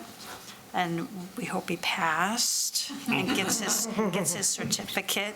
I'm sure you did. And then lastly, I am working on Standard 5 for the retail program standards, which has to do with foodborne illness and food injury. So writing our protocol for that and getting all that in order. And that's it. do you have any questions? Potluck dinners no longer need a temporary food permit. They haven't for many years. Yeah, that was a state law. That was a state law? Yeah, a while ago. Okay, Yeah. that was in, and bake sales? No permit No required. permit. Right. Thank you so much. You're welcome. A motion to approve the health agent's report? Motion to approve. Second? Second, all in favor? Aye. Aye. Environmental engineer, Ms. Matthews? Hi, Mathis? I was gonna say, when did my name change? Getting tired, Mathis, yeah. So we have implemented the hazardous materials storage and disposal regulations that you recently passed in February. They became effective on March 6th. Under those new regulations, we initiated a new process for issuing disposal permits for those facilities looking to do renovations or demolitions. And it's no longer just give us a form, they give us a form, we give them a permit. We also have sent notice to all 120-plus companies that were covered under the former bylaw that they either require a new permit under these regulations or that they are exempt under the regulations. So those went out beginning of March. The permit applications are due on April 15th, and they're trickling in as we speak. Thank you. Yep. Any questions? Christine, just one, Yep. and I know you said it, but I'm thinking it's a new meeting, it's getting closer, Hazard Health Day, HHW is on June 3rd. June 3rd. Thank you. Do we know where? I'm 99% sure Sure. it's going to be at the Fox Hill School. At the Fox Hill School. Why are we moving it? There was a conflict at Francis Wyman. Okay. They're having their PTO carnival. The only plus to that is how many times have people come in and think they're going to a sport in the back, right? So we won't probably encounter that. There's no fields at, Right, Other yeah. than playing It's a on the little bit playground. smaller. We Yeah, gotta it is kind of smaller. figure out the logistics of it and make a Yeah. plan and I was see how, thinking of that. what we think the best Travel in. layout, yeah. is gonna be. So, yeah, and a lot more messaging to the public so they know, They go to the right place. Yeah. so we'll Sign out in start front that of Francis early. Wyman saying it's at Fox Hill. Yeah. Well, that's a good idea. Thank you. There you go. Turn around and go back. Yes, so moved, Ed. Second? Second. All in favor? Aye. This is great. Every one of our professionals is here, except we don't have a nurse, but this is terrific. Associate Director, Mr. Green. Good evening, Board. I'd like to just bring to your attention that tomorrow evening from 5 to 8, we're going to be having our Burlington Volunteer Reserve Corps annual meeting. We've got 2 spots open on the executive committee, so we get a good turnout. And just want to bring that to your attention. Any questions? I just want to publicly thank you. I went to the program with Kathleen Bartolin from Northern Essex Community College on mental health first aid. It was a whole day. It was outstanding. She is a lecturer, was a professor, outstanding. I know you helped put it together. It was outstanding, and I just want to publicly, it was just terrific, so thank you. And I sat next to our director, who I asked to come with me. It was really good. Yes. It really was excellent, so thank you. Any, Is that training it's new, but is it only once a year for that offer? Well, it's whether or not we secured the NACHO grant, the MRC grant, so that's kind of what paid for that. Yeah, it's not something that we have every year, but when we can. so before we approve yours, let's approve his. I'll make a motion to approve the associate director's report. All in favor? Aye. Aye. Before you, as part of your report, I want to thank, and I'm reticent, I made a mistake. Marlene Johnson did 2 programs on ServSafe. 1 program, 2 4-hour presentations. You were just outstanding. And I got to say that public. You were outstanding. It was really well attended. It was really well done. And as part of your report, I'm going to say thank you very, very much. I forgot, and I'm sorry.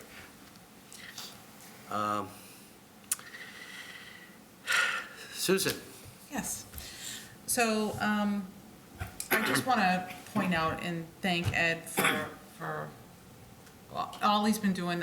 He always does a lot, but it just seems like lately we've had a lot more things going on between the trainings and the meetings and the subcommittee meetings, and also with the shared services. We've had to go to the select board and talk to them about it. I've had to have him kind of help out with getting the room secured and go speak to our town administrator and our DPW director and our town clerk with all kinds of different things. So I just want to thank you, Ed. It has, this past few month or so, it's been at least 10 meetings or more, and attending the trainings and everything, and representing the Board of Health at those events. So thank you for all that work that you've been doing. Well, thank you, that's very nice. And I just ask my board, and the 2 people are not here, 2 people are here, if you have some free time, I could use some help. I could use, especially during the day, if you've got a couple of hours. A lot of these are done during the day. And I'm lucky because I'm pretty much retired now. I'm semi-retired, pretty much semi-retired now. And I can come to all of these meetings and run to the board, run to the office when Susan says run. But if you've got some time, I could use some help because there's a lot of stuff going on. Yeah, I mean, I guess as you can see, it's every single staff member is doing what they're mandated to do, but then is going above and beyond in all kinds of different areas. And, we're trying to create all new programs for the public, and with the shared services thing, we're hoping to get that up and running. I've had interviews with the other two health directors, which is what we're calling the advisory board under the intermunicipal agreement. And we have pinpointed people for the positions of epidemiologist, health inspector, community health worker, and what is the word? Nurse, yeah, part-time nurse. So that's gonna be great plus for us too, because this part-time nurse can, if we have a TB case or we need help on Maven, which Mike and I have been doing, for the last few months. But if any of those things come up, we can go to the shared services office and assign those things to the nurse. But, it's getting it all up and running, and it's not only, I do need that extra help with, maybe speaking to other departments or the town administrator, because we are an independent board, and, we need to be able to kind of get that nudge to get things going, and, you've been a great help in doing that, so I really appreciate it, and things are starting to come together now. So the room hopefully is going to be set up soon, so we can get these people in and have them have a spot to work in. And then once that's done, we'll be able to work on many more things, but also help us out in the office and just collaborate more with the other towns, meeting the other board members from the other towns and being our liaison for that, just good relations, being our public relations person. It's just been really helpful. Thank you. Susan, in regards to your report and recognizing Ed, I appreciate that you do that. I appreciate, because I would probably have to agree with you, not just recognizing Ed, but your staff, right? Because you can see by when we have to prepare ourselves for the meeting and we look at what your staff is working on, and it does go outside of maybe what their responsibilities are. So that's clear. And you pointed out two things. There is a lot, and for the elected board to other members to step up and support, it would be great if some of it can be done not within the workday, because as Ed said, I'm not that old, I'm not retired, no, but a lot of us, and I'm not using that word, but I'm joking, but it's easier if it's out, if it's passed, and that maybe in the past, a lot of those meetings occurred, and it could have been because of across the board, across staffs in the town or boards, and those meetings had to occur during the day. So if there's an opportunity more, and when I'll lead into the supervisory nurse subcommittee, reaching out and working with the town boards to, town staff to even make an adjustment and have a discussion on the current job description for, supervisory nurse. That could be something that is possibly, hindering us getting a candidate, right? Yeah. So just those things, but going outside of those hours might help. I think I'm speaking more for myself, but maybe when the rest of the elected boards here, they can maybe weigh in on that and maybe help. Yeah, I think there's lots of opportunity to go outside of the Okay. regular Great. working hours, but like in that case though, with the nursing subcommittee, that's a discussion with the HR. Exactly. So someone would have to, she's here till 7 on Wednesdays. And guess what, I So- do get lunch occasionally, so I've had many conversations, actually, and I should probably give credit where credit's due. Anyone that I've reached out to in that department, it's been extremely supportive very open for discussion, and if I put a call into them and give them time frame that might work with me, they've called me back during that time frame. So kudos to that department for the HR team, okay? So I should probably say that, but. But yeah, the subcommittees, you know, I mean, as you know, for the nursing one, we can schedule them. I mean, it just so happens that Wednesday is more convenient for staff, but, you know, we No, can and do it. I think it's on a- more that during the day type of subcommittee that can be, Well, it's not really fair to, it would not be genuine for me to take time from my employer. I couldn't do that. You can't. Right, you can't do Right. that. It's the same So the as, flexibility of after hours and, Yeah, it lends itself to be, you know. you're limited to. Yeah, exactly. Right, no, and I agree, even like some have a weekend free, but a lot of us could be working on the weekend, and the town is not working, so to interact with those different departments would be hard, but I'm sure we can come up with a plan with 5 elected officials, but That's to good. help alleviate some. But That would be wonderful. I know they want the chairman. They call me all the time, but, you know, there's no reason. You're smart people. You're smart Thanks. professionals. You can do it, you know. I think it's more of the, I noticed being on the board for the short time that I have been, a lot of those subcommittees occurred, or outside meetings that we might have had to join occurred during the workday, or during the 8 to, is it 8? Yeah, but I think that might only be because the subcommittee members, it was convenient for the subcommittee members at the time, because for years, Yeah. we had, you know. A lot of retired people on the Or board, they yeah. had a lot of flexibility as in, in there, and they might have been self-employed, whatever, but for what we have here as an elected board. Yeah, it but can- we it certainly can can be have. difficult. Well, no, I think we, like, so for Christine's, I think their proponents, they would be willing to do it. I mean, it's kind of after hard to do a hours. site walkthrough in the middle of the night, you know, I get that, right? But if it's outside. Yeah, So, but I mean, if you were interested in doing, like, on Christine's subcommittees, like the last one, we happen to have them during the day because we always have Ed and David on that subcommittee, and they're available then. But I'm sure, like, Reamer and Bronstein would be able to schedule it at, like, after 5 or 5, I mean, they work. They can- They they- work at town meetings all the time, you know. So they could, Yeah. you know, and I don't, and that probably lends to how some of the elected officials Can participate. can commit to certain subcommittees. But I think if there's discussion on timing, it could work for, you know, if they're available, right? Yeah, so I guess the upcoming subcommittees, we can, you know, we'll keep that in mind and try to schedule them at night. if we can. Yeah, if we And I don't can, need to so- be there. I mean, this, you know, it takes some work to get up to speed on those, but that's okay. But that's how you get up to That's- speed, that's right? how you get up to become the Yeah. Absolutely, subject matter absolutely. expert. So, yeah, that's great. Thank you very much for saying that.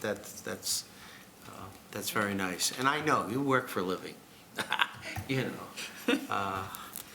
Anyway. Is there anything else for Susan? I don't have anything. I'll make a motion to approve. Yeah, so, just to go, you know, we have the meeting tomorrow night, so anyone that Mike was in the MRC meeting, Mike happened to get a great speaker, Sarah, what's her last? Sarah Schaefer, she's the Brookline Emergency Preparedness and MRC Coordinator. And on New Year's, they had quite a fiasco at a community housing building that had a very large leak that turned into an electrical issue, and they had to call in MRC volunteers to help, so. So she's gonna come and speak. Yeah, I can't come tomorrow night, as I'll let you know. So if either of you can be there to say a few words, please be there. I can't, I'm going to DC. You know, I have a professional obligation. I'm babysitting. That's the hardest For job. 5 days in the DC area. So I have to go there. So I can't go. I feel badly about it, but I can't go. I'm usually always there. But if you feel you can get to there, what time is it?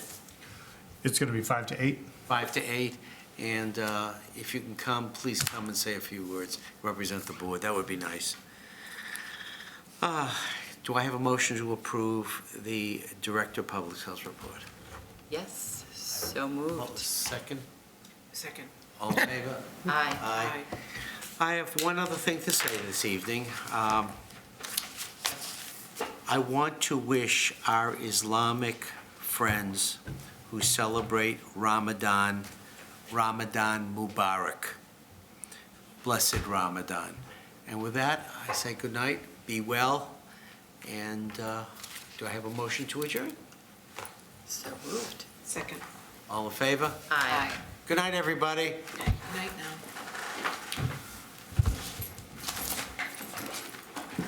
Can either of you come to our...